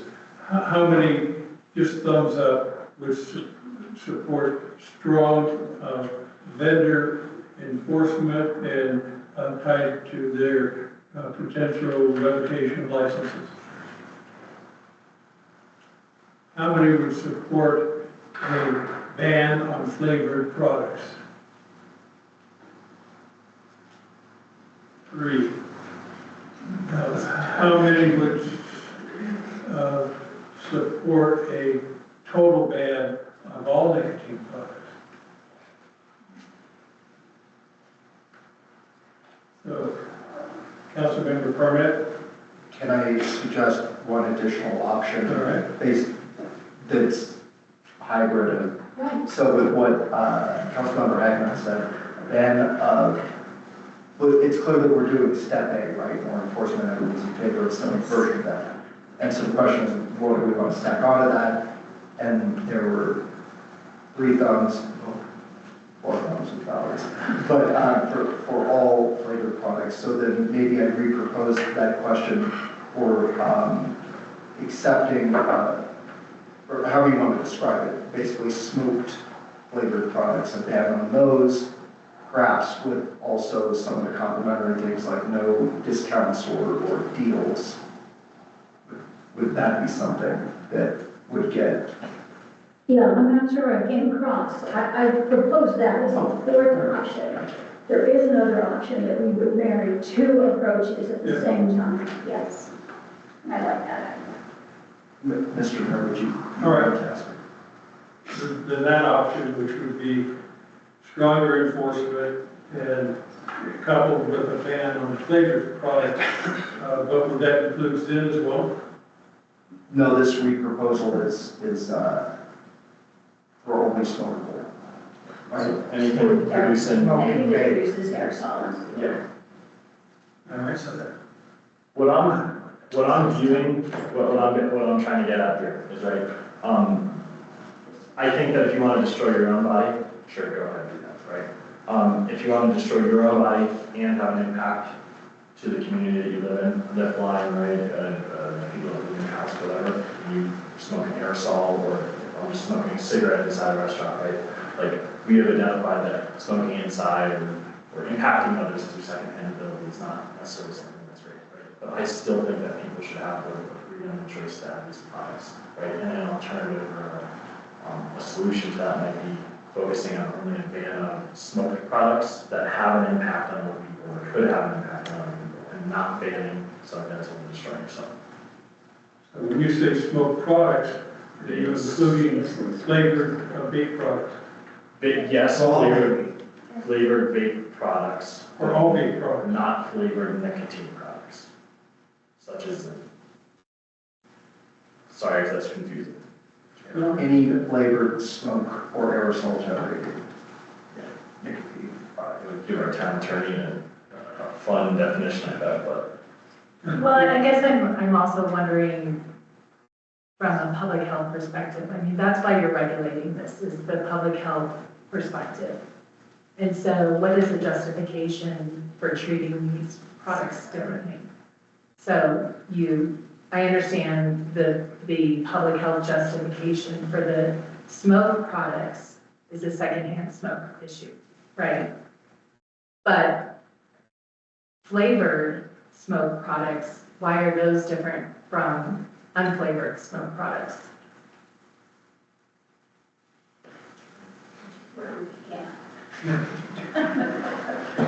And the argument we received is that they're a gateway for kids, whereas that's not necessarily true. We were asked to look at flavored products. Are we saying it needs 2 moral strikes in order to?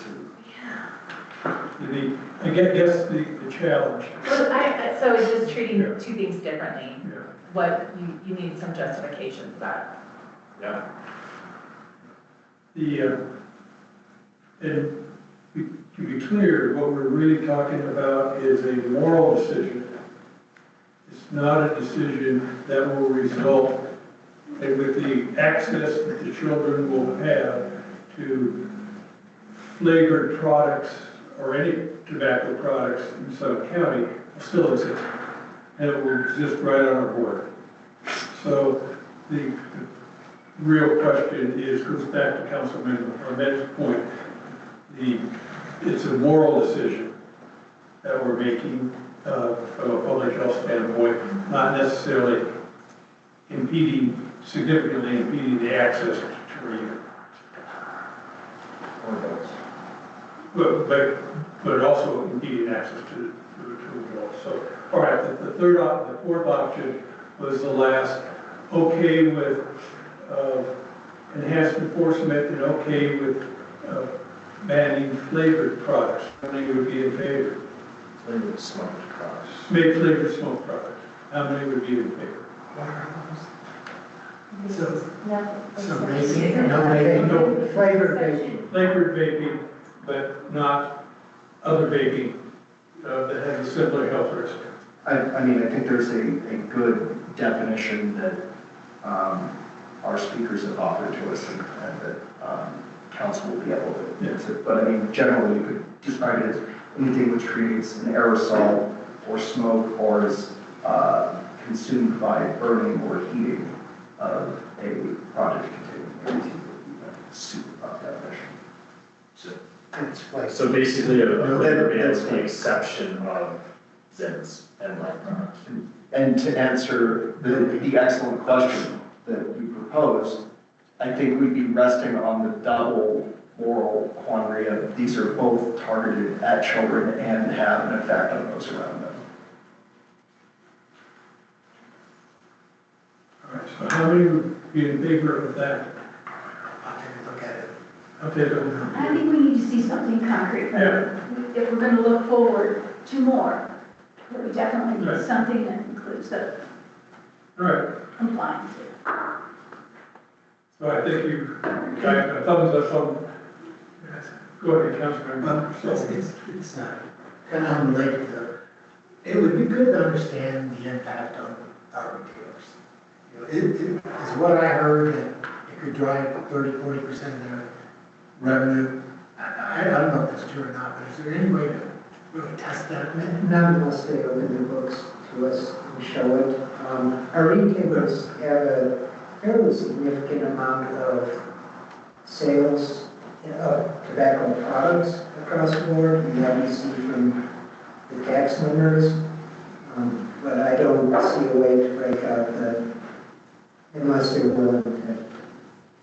Could you take an action to go to our retailers and ask them? I'll go ask them, but we have to take their answers with a grain of salt, because they would, if I were a retailer, I would tell the councils considering banning vaping that 90% of my tobacco sales are flavored.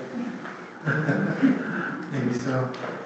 Kind of building on that, I would also ask that, maybe we dig a little bit more into what other communities have seen, right? If one would put this into effect in 2020, and I know that on the common myths page, it's saying not one business was lost, exact same sales tax, right? Is that because Glenwood put an increased step in sales tax for nicotine? Is it because nobody just stopped buying it? Like, I'd like to know more about the cause and effect that other communities have had on this. I was just going to add that City of Golden is actually the best example because they do not have a local tax. So that's the clearest example that would not have benefited from a local tax or an increased tax that's implemented over time. And they saw the revenues go up 7% after that. But that's revenue from sales tax. From sales tax of tobacco. On all products. On products, after they put in the flavor. On all products that they sell or only nicotine products. Nicotine products. So they had a increase of sales tax on nicotine products after the ban. Correct. 7%. Do we know if college students were in session in 2023? This is actually 2024 data. 2020. I just think what I'm trying to get at here is like there's a lot of extenuating circumstances that can make data look a certain way. And I truly want to understand fully what this could have. We can get that for you. Thank you. So I think the town manager has the guidance for the flavored products without ZIN. Although I prefer to do flavored products, I can be convinced to use it as well. Just either you ban or you don't, and with an enhanced enforcement. I mean, kids are using these in class. Yeah. Teachers don't feel empowered to even crack down on them when kids have vape pens stuck down their sweatshirt sleeves.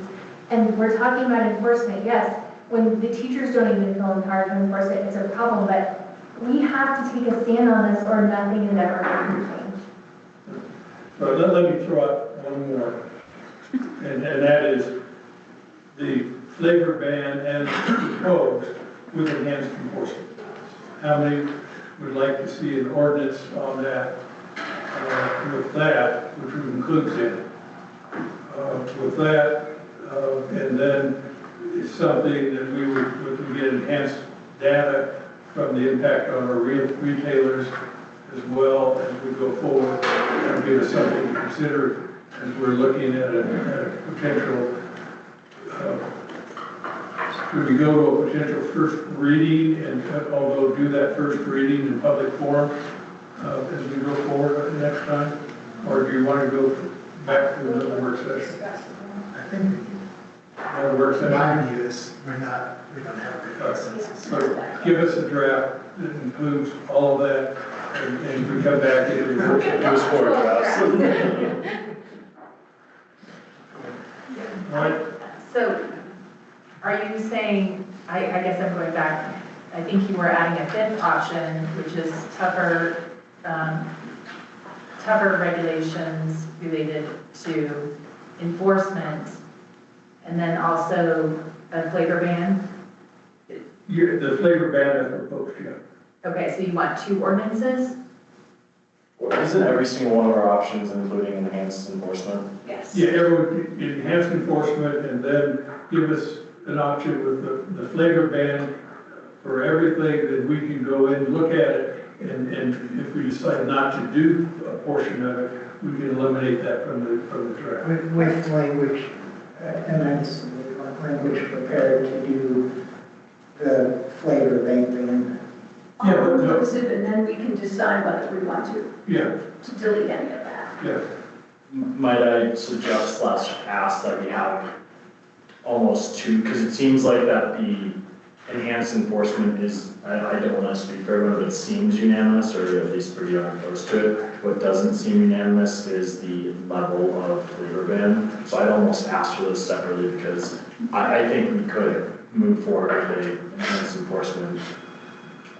Not ban, but Good point. improve it very rapidly, and I think the flavor is going to be a debating point. Yes. I mean, isn't it easier to just combine them? I mean, if it delays it, even if it delays it one session, isn't combining it an easier way to do it? Yeah, we'll bring one sample ordinance to you. It'll be very similar to the ordinance that's in the packet today, with enhanced enforcement provisions written into it. And then we'll have language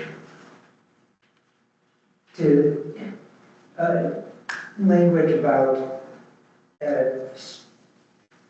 vaped or smoked flavor ban alone, excluding the ZIN, to discuss at the same time, which would plug into the same ordinance, replacing the section going all flavored nicotine products. Is that acceptable to the council?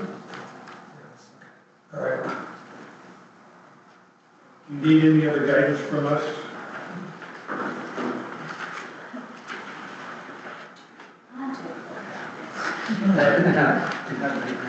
Your Honor, if I may, it is vitally important today that we do start the discussion on the fire ban and fireworks regulations.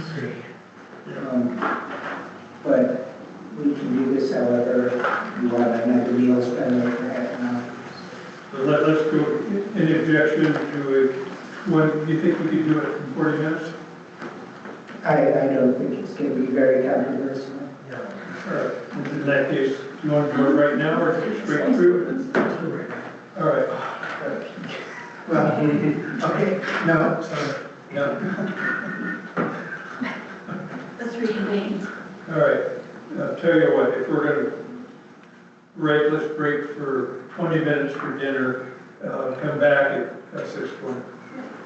Thank you, Mr. Mayor. Order. And turn it over to the town manager to address the draft of fireworks and fire ban. And it looks like it's going to be a dry summer. Bad fire season, the way things are shaking out. I'm going to pass this discussion on to our county attorney. He just took a bite of food. So I'll talk for a little bit while longer. How about an anti-chicks? And this is not necessarily about wildfires, fire, clearing your houses, issues like this. This is about true fire bans when they come down from on high and fireworks regulations. Good evening, thank you, Jennifer Madsen. So the draft ordinance before you has two different sections. It has an emergency fire ban section and then fireworks regulations. The emergency fire ban section essentially allows the chief of police to declare fire bans or fire-related restrictions as needed. And then it has two different fire ban categories. One would be a stage 1 fire restriction, and the second one is a stage 2 fire restriction. The stage 1 is defines what activities are restricted, if there is a stage 1 fire restriction in place. That's, there's some fire use with safety measures. A stage 2 fire restriction has broad prohibitions with only a few exceptions. This ordinance is really taken from the town of Dillon, so it's very similar to what they have in place. I thought that might be a good starting point because that's what the chief of police would be applying. The section 2 of the ordinance has fireworks regulations, and really it prohibits the sale, possession, or use of fireworks during any declared fire ban. That part of the code really defines to what fireworks includes and lays out that definition. So that's the ordinance, and I'm happy to answer any questions. Start over here and work around. Councilor Haida. Thank you. So my question pertains to, well, it's actually twofold. Firstly, my understanding is that we currently are just mirroring the county's fire. We're under the county regulations because of the IGA that we have in place, and so we've adopted the county's regulations. Really, those are going to be effective until the end of May. And so we basically now with this are going to have the authority to make our own decisions? Yes. It could be stricter, it could be easier? Yes. Okay, that was my understanding, just wanted to check. And then as far as fireworks, there's a lot of technical, pyrotechnic combustion of no more than 200 grams, that kind of stuff. Could you simplify it in terms for me? Things that go up in air that go boom, not allowed. Things that are on the ground that make pretty lights, allowed? Yes. Okay. Yeah. And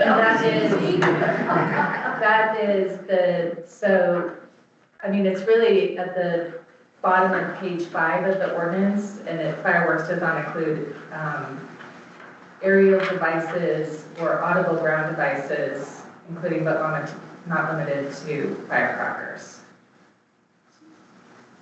See, I have a problem with that because aerial devices, what's not included in the ban is aerial devices and firecrackers are not included in the ban. And I would definitely consider them fireworks.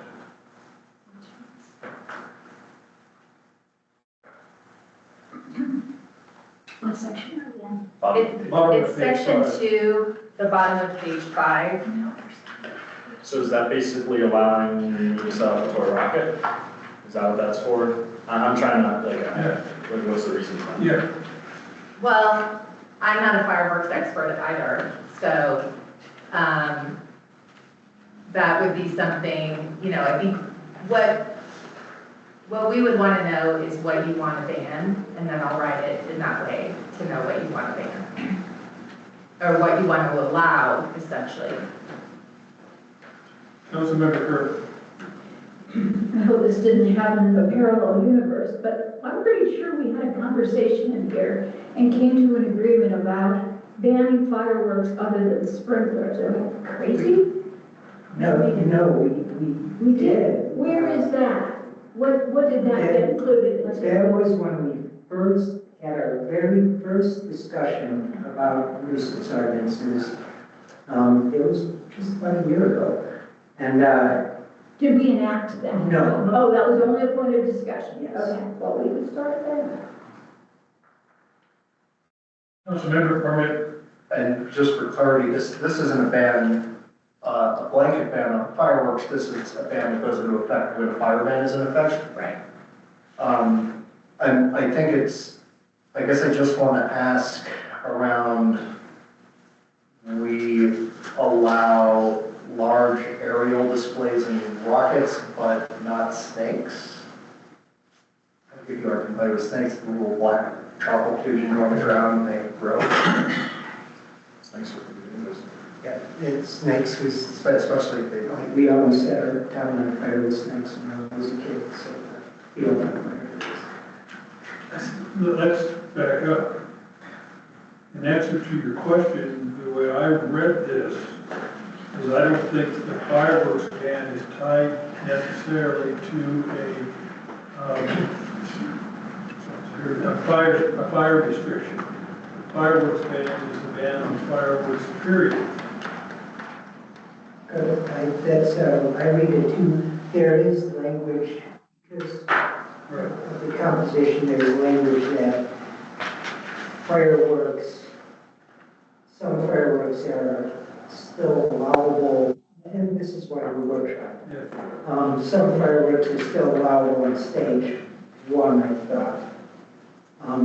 But actually, no fireworks would be allowed because the section 2 of the ordinance, yeah. Well, that's not how I think it's written. So we need to clarify that. I mean, essentially. Where in section 2 do you believe? B, section 2B.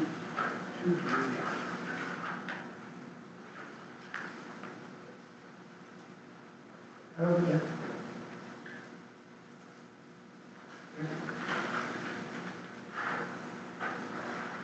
And section 2B then, right, reads, no fireworks, period, regardless of ban, right? Yeah, including sparklers, including snakes, Right. including Not anything. So what was the ballpark definition of it? Right, we just say, consumer grade 1.4G, 1.4G, I think is.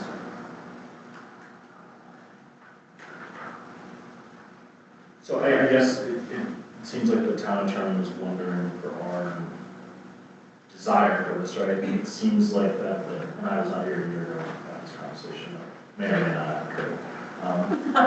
in a parallel universe. Yeah, it's very low numbers. But it seems like the consensus is that consumer use of aerial fireworks is something not to ban, but ground level ones is something we want to allow unless there's a fire ban. Is that what I'm hearing? No, Okay. no fireworks. Even ground ones. Well, the question is, would a snake constitute the fireworks?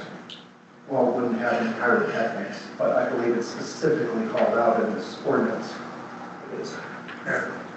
And so I think we have to go back to the question of, this is a draft before you, and the goal is, what do you want?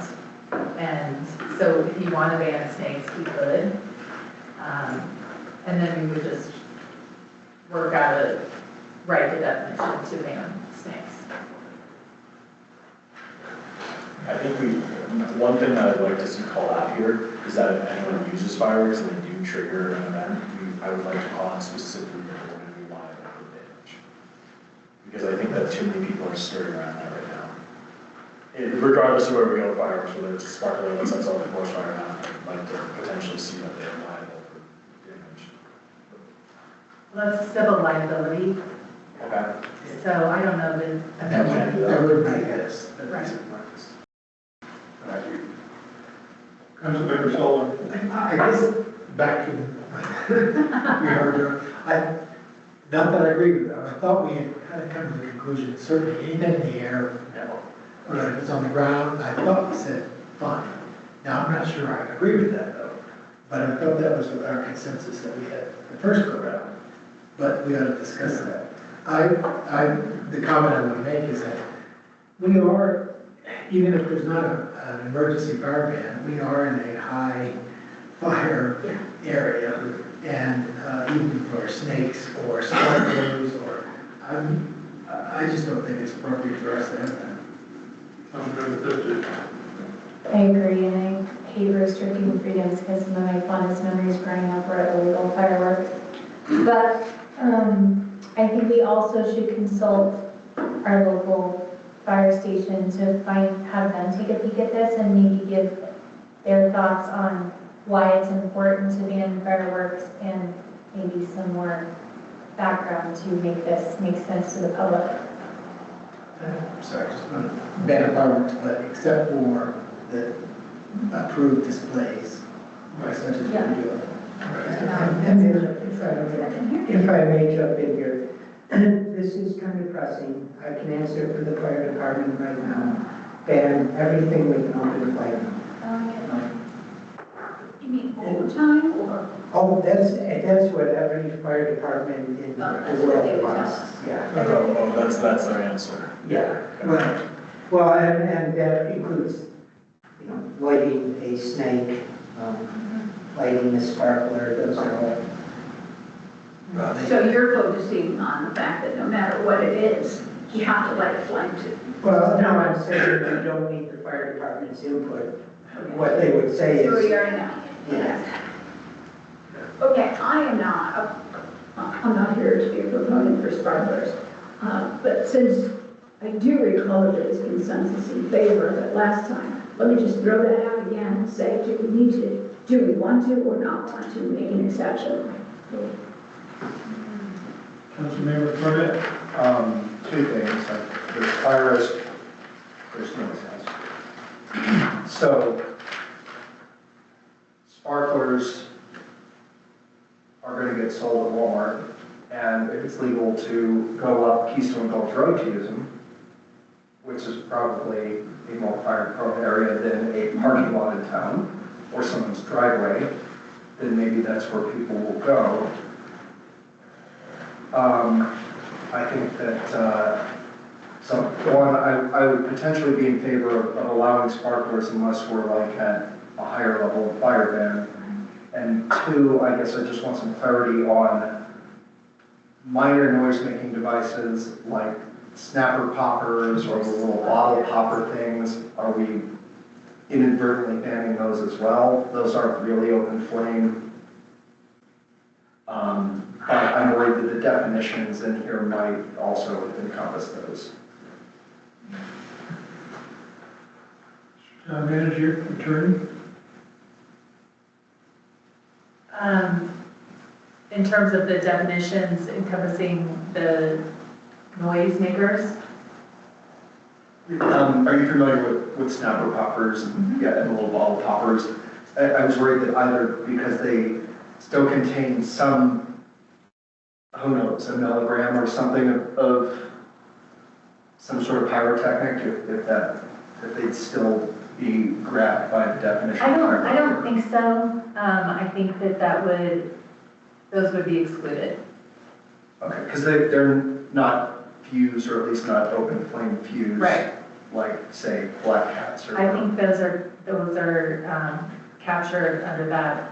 Fireworks does not include aerial devices or audible ground devices, including but not limited to firecrackers. And that sentence needs work. Yeah, I don't Right, know that because- it's not clear. Yeah. Yeah. Because that firecrackers, I mean, that's going to take an open flame and they're typically thrown. And they also, when they explode, They're loud. and they have an ability to spark a fire. But that's different than snapper poppers Right. or a, you know, one of those little like cardboard gun things that they sell at Walmart. Is there a consensus on fireworks? Yeah, I think there's a consensus on fireworks. The question is, what, What consensus did we reach on fireworks? I don't. the top level fireworks, now the question is, what constitutes a fireworks? Do you consider a sparkler a fireworks, or do you consider, is fireworks the definition include anything with an open flame involved with igniting it, or it creates sparks or an open flame, or does fireworks That's a little bit problematic because we're going to allow somebody to light their cigarette as long as it's even at level 2 fire risk or whatever it is.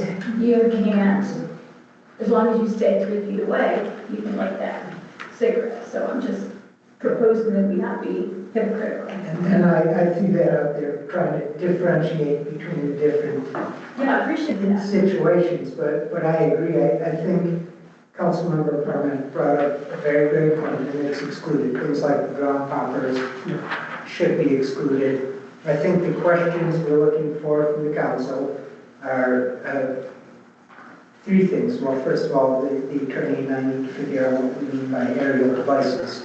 But how do you feel about, I think I can speak safely for the council, we're against bottle rockets. The question is, how does the council feel about sparklers, snakes, and small little firecrackers? Those three issues are kind of where we're.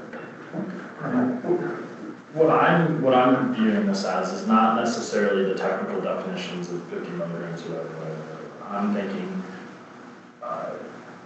what would cause a fire here, right? And I'm not seeing anything that's like thrown down that is causing a fire, but anything that goes up and out of my control, right? So I'd almost argue for fireworks that exceed X feet in the air, X like size pattern, because that for me is the danger, right? Like losing control of the firework and the footprint that it has, right? And less so about does it make sparks, does it go up in the air at all, right? Because there's the little ones that can hover 3 inches off the ground, and I don't view that as an issue, right? I view the ones that shoot off this way and all of a sudden start a fire half mile away as the issue. Well, I think those are one and the same, because those little spinners that hover 3 feet above the ground, when they get sideways, shoot down the entire street off into the woods. If it were strictly talking fire hazard, I don't know fireworks, by the way. Yeah, that's funny, we all do. All right, well, accidentally burned down, that great state set. Correct me if I'm wrong, any of these things we're talking about, fireworks related, is going to be out of the questions if it's either fire level, what do we call it, fire band 1 or 2, is that correct? Correct. So what we're talking about right now in section 2 is in March, where there's snow on the ground, and nobody has created a ban any other time, what do we want to have off limits, right? No, it could be today where no one had a ban, but we can still see, given last weekend, how fast a wildfire can spread in conditions like this. Snapper poppers, would they ever be subject to the ban? Yeah, they would not be subject. So it sounds like we're saying that there might be two classes of fireworks, or we wouldn't define them as fireworks, and then when we define something as fireworks, that would be banned under a costume ban. You are correct.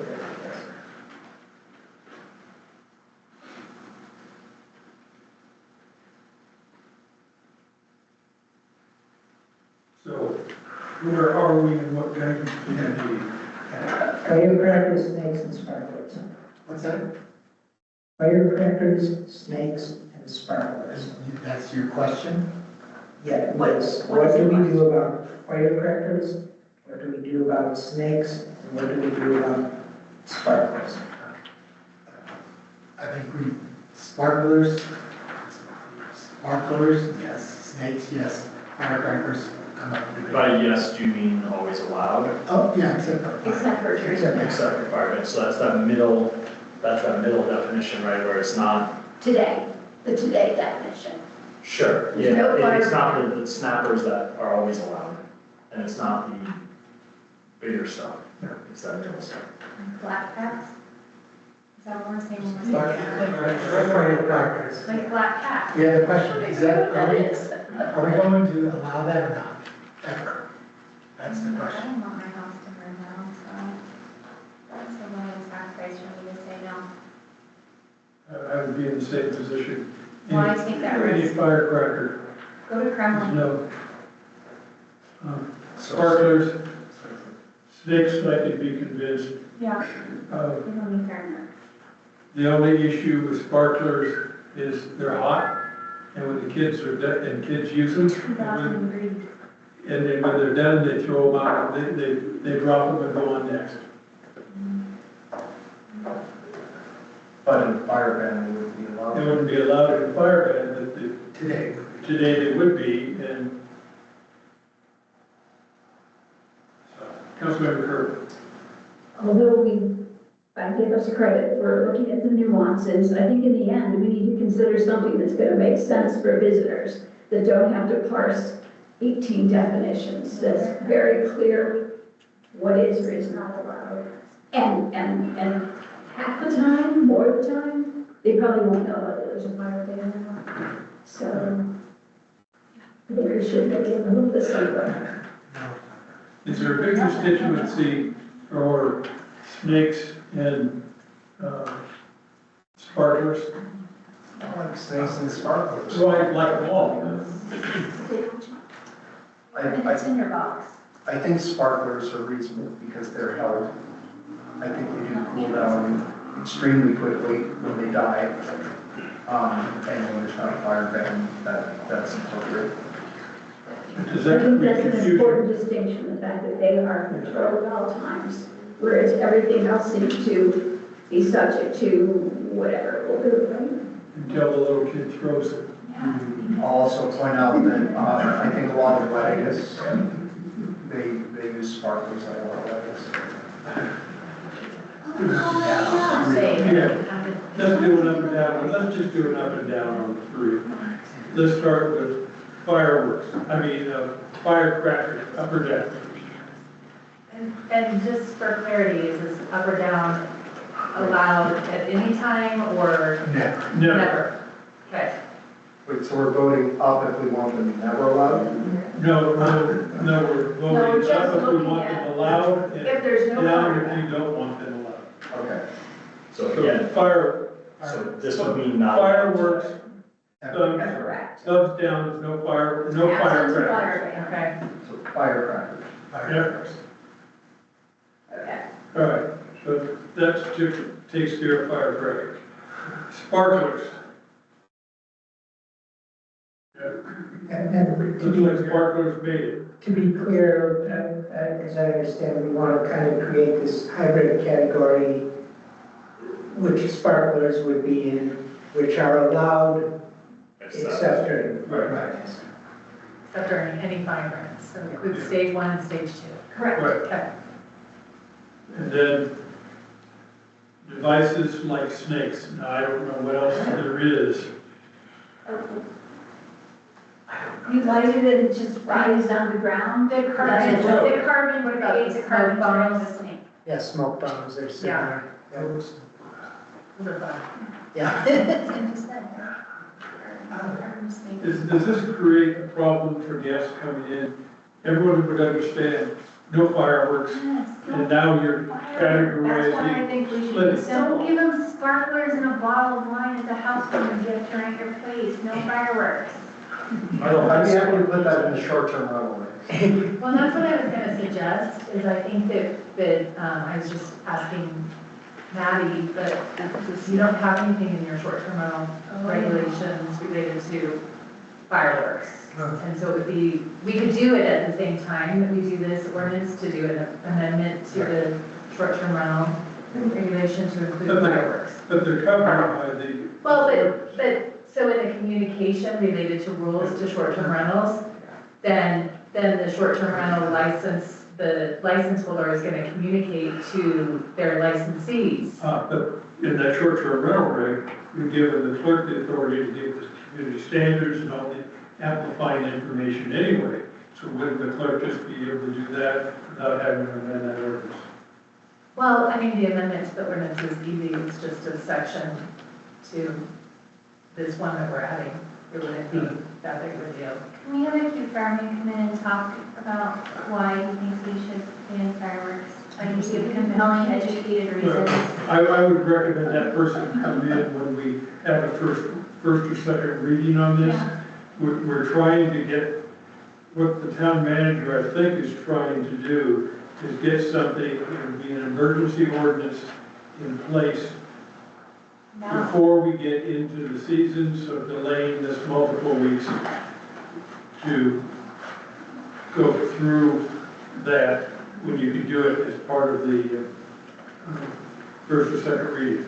I understand why people love fireworks, but we do not live in a place conducive to safe firework usage. And it scares me to death. I don't want my house to burn down because somebody left a smoldering sparkler in the driveway and it caught the leaves on fire and pooped the entire town of Keystone when it was in flames. It's just not worth the risk. There are places where fireworks can be used safely, not here. Let me try this. I was trying to dissect types of fireworks. Let's go simpler. How many would be in favor of a ban on all fireworks in Keystone? Including sparklers? Everything. Please, somebody change your vote. Sparklers are the one thing. I think we should just Same do here. all fireworks Because they are in except for sparklers. control. Everything else you You're can gonna control. everybody's vote, throwing sparklers. All right. And then all fireworks except sparklers. As a kid who loved sparklers, man, those things were constantly flying in the air and playing shooting star. We would throw them up in the air to watch them give off. They were very rarely held in your hand because it was so boring. So after about 5 seconds of seeing the little light, As a little girl, little boy, 4 years old. I tell you, I don't know where I grew up, man, they were constantly throwing. On the 4th of July or sparklers. They burn so hot that they can melt metal. These are not innocuous fireworks. I hate to be the nanny state. No, that's why I think we need to bring in a professional, because we all have these amateur positions. Bring in a firefighter to tell us the reality of fireworks in Keystone. What kind of firefighter again? A really cute firefighter down the street. It could be a man or a woman, I don't care. Other than the sexist conduct that. Sorry. Bring in Hannah, she's brilliant. I probably won't say that. As I said, we are bringing an ordinance for a first reading next meeting, regardless. And I have a lot of fire experience, and a firefighter is going to tell us to not have anything, that sparklers present a serious fire danger, that black cats present a serious fire danger, that snakes present, as smoke bombs present a serious fire danger. But it's so. Yeah, it's, no, they're not going to recommend that we allow it. And I can speak for towns on the Front Range. It's a total ban, period. No fire, sparklers are not allowed, no fireworks are allowed, period. And that's because of the fireworks. Again, I'll point out that they're gonna be sold, and then people will go up Keystone Gulch Road or into more fire-prone areas instead of a driveway or a parking lot. Thumbs up and down on all fireworks banned. Means yes. And this is banned, yeah. All right, 4-3. Go ahead, implement, and I would ask you to reach out to the fire ambulance, and get someone in here. We need to put this not on the consent agenda, but on the normal council agenda. Yep, and, Oh, sorry. we've talked fireworks, Yeah, we kind of skimmed past open fires. can I go through a couple of lines? Yeah, go ahead. Okay, just on section 1, bars, containers, and grills fueled by wood. What about restaurants? Is that going to impact restaurants? This is during an emergency ban. Oh, during the emergency ban, they're Pizza places. Wood's not And a fires are necessary. inside. And it says with Yeah. safety measures, so it says, There's a subsection. yeah. And it's a Okay, permanent. I'm asking a question. Is that, so they will still be able to cook their pizza? Yes. Yes, because it's a permanent structure. What's that? It's a permanent structure. So that's okay. Okay, and why does it say in the bottom of that one, it says smoking or restrained burning? Is that, you're not talking about cigarette smoke? What are you talking about? Where, in section 1, the opening paragraph, it says smoke. The very first paragraph, the last line. It's the first paragraph is essentially saying that the chief of police is authorized to place restrictions on open fires. And then it defines what open fires means. Smoking is an open fire? Yes. Yes, like I said, right. And that means that the chief of police can put restrictions on smoking. Cigarettes. Correct. Or smoking. Cigarettes cause a lot. The state of North Carolina just had to declare a state of disaster because of kids smoking cigarettes and discarding them improperly. Okay, I just want to make sure that's what that was. Can I then point out, so it's in the subparagraph 3, when you have a stage 2 fire restrictions in place. Oh wait, it says that they're allowed, sorry. Oh, it has to be 3 feet away from natural vegetation, smoking. So if you're closer than 3 feet to natural vegetation, under stage 2, smoking is not allowed. Okay. And then under section 4E, so no one can go sell a fire or a chapel either. That's a good deal. We can't sell it. Is that what we're saying? As somebody with a wood burning stove as a primary heat source in my house, I would have a big issue with that because I would procure firewood during a high likelihood of stage 2 being put in place, which is during the summer. So I personally have a big issue with that. Is there an issue with just eliminating, and you have that in a couple of paragraphs, eliminating the ban on sale? I mean, we have a couple establishments who might sell, I don't know who they are. I don't know if the grocery sells. And it could even be a delivery of someone's food as part of their products. The others all talk about activities. This is just sale. Yeah, that's why I thought that didn't seem appropriate. Can we be more specific about that though? Like if John is having somebody deliver a quart of wood, that's really different than some tourist who doesn't acknowledge that there's a fire ban going to the grocery store and grabbing a bundle of pre-packaged wood for their campfire.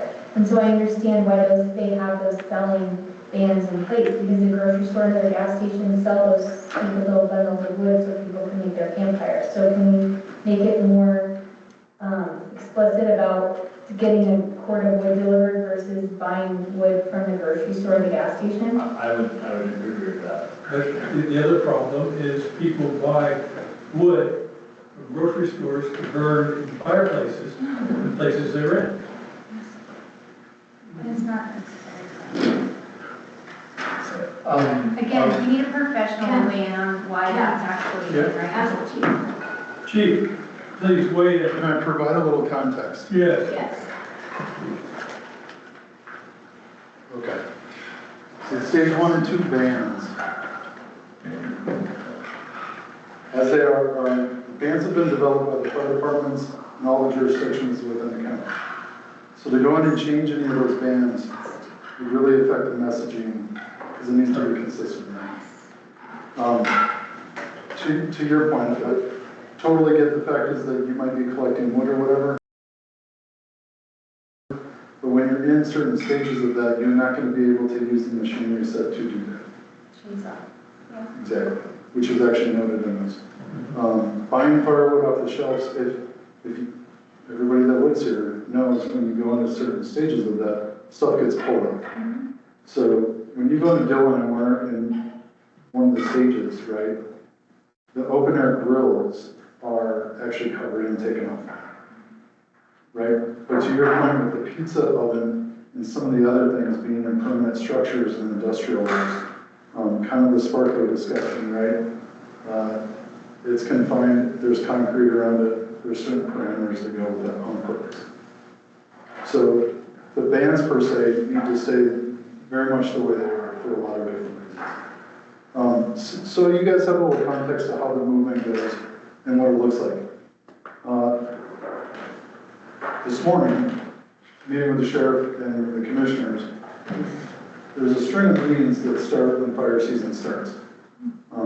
Ironically, our fire season already started. However, to the town manager's point, moving into very traditional fire season when things are drying out, the vegetation, I know Hannah is here, and has had part of that discussion with you guys. Keystone's very complex when it comes to fires, especially wildland fires, especially the urban interface. There's a lot of complexities built in, especially because it's a valley. Councilmember Carmen brought up Keystone Gulch Road. Significant fire activity over the years from a lot of reasons, whether it be sparklers, unattended campfires, take your pick, they've been there. It has been quite destructive. So, keeping the bands the way, the stages per se, the way that they are, I would appreciate it for a lot of different reasons. The fireworks discussion itself, that's on you guys of what you want to do, what you want to see, and how you like that enforced. But I would really heed the warning of your town manager who has a significant amount of experience when things go forward. I'm not the fireworks police, nor the fun police. I grew up having access to fireworks, greatest time of our lives. Dad isn't here, for a lot of different reasons. So, as fire season progresses, what you'll see through these string of meetings, right, you have all of the cooperating stakeholders. You have the fire chiefs, the police chiefs, all the stakeholders, the Forest Service, UCR. It's kind of like the who's who of, the fire brigade, right? So when these meetings start, they talk about fuels, they talk about so many different things, and really basing their decision-making on the science. Dylan has been the only one, probably in the history since they started doing this, that went against that. I also have a background in fires, especially here. Dylan decided to go into one of the stages earlier than the rest of the group. We actually had a start that included critical infrastructure that is listed in the emergency operations plans for the county. And our mayor and myself at the time thought that was the right thing to do. It took a couple of years to get back into good graces of the group because we did not move together. However, we thought it was in the best interest of our town. Would we do that for your town? Absolutely. However, with all of the people trying to move together, not only from a messaging standpoint, there's a lot of reasons that these are better together throughout the county. I love the discussion about the STR piece. People that aren't from here, people that don't respect places that they're visiting. I think that that's a great discussion. That's up to the purview of the council of what you want to see, but the messaging actually becomes very important as you move through the stages. I'm sharing with the town attorney, and I'm going to provide kind of what that looks like from a procedural standpoint. If the bigger group decides that they want to go into stage 1, right? It's dictated by the weather, the fuels, all of the smart people in the room, the fire professionals, decide to make that call. So to delineate, there's two different kind of forms of thought. You have the smoky mirror sign, which is your fire danger, right? So when you come into the county and you see what fire danger is, it's different than fire restrictions, right? People don't use the word bans anymore, but the fire restrictions, in essence, ties into what the bans are. That's just never been updated to reflect the current terminology.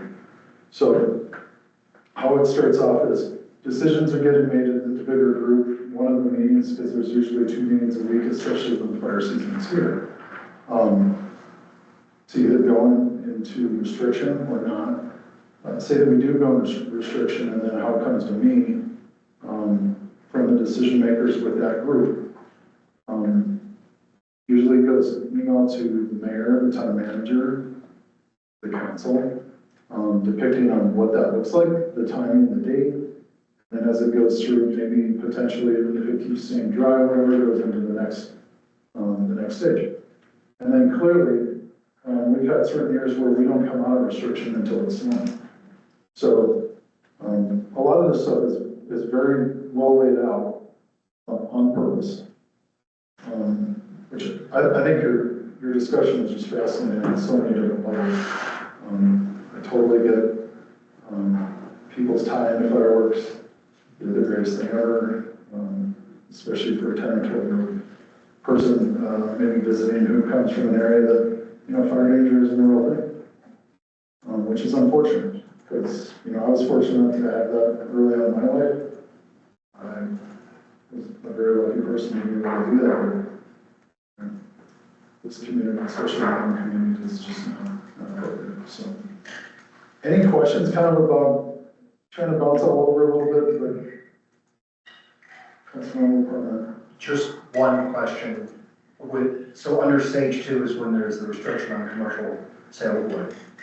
Would that be construed to include taking a large delivery of cord of wood as opposed to commercial sale by a retail location?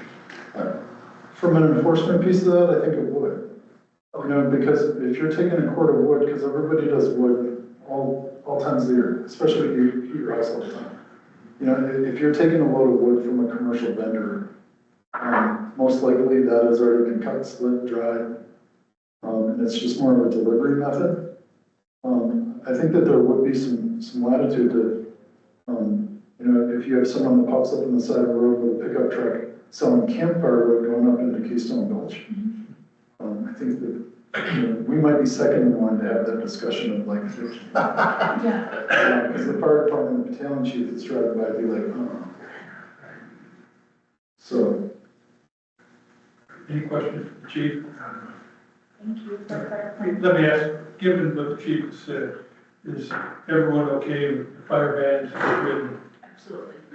All right. One request I would have, I don't see a definition in here of stage 1, stage 2, and I would recommend we put a definition of what stage 1 is and stage 2 is for fire bans. The only recommendation I would have, if that's okay. That might be a little difficult. I think it's just what the group decides. We're ready for state. I believe the sheriff is the one who actually calls the ban, not the group. And so the sheriff. He does for the county. Yeah. He would either follow suit from a town perspective or not. I would be more than happy to provide the documentation from the criteria that is used. Yeah. So the criteria can be listed and then the stages are as presented. Yeah. Great. And also people Yeah, that did well, but to tell the truth, what the people need to know is it's a stage 1 ban, you can't do this. Right. It's a stage 2 ban, you can't do this. Not, it's a stage 2 ban and then confuse them with all this language because the moisture content in the soil is X. The amount of I'm looking for a simplified, short paragraph that says stage 1 bans, trunk, stage 2 bans, trunk. Yeah, but it usually has pretty good charts that they put up that say, this is specifically prohibited, this is specifically allowed, right?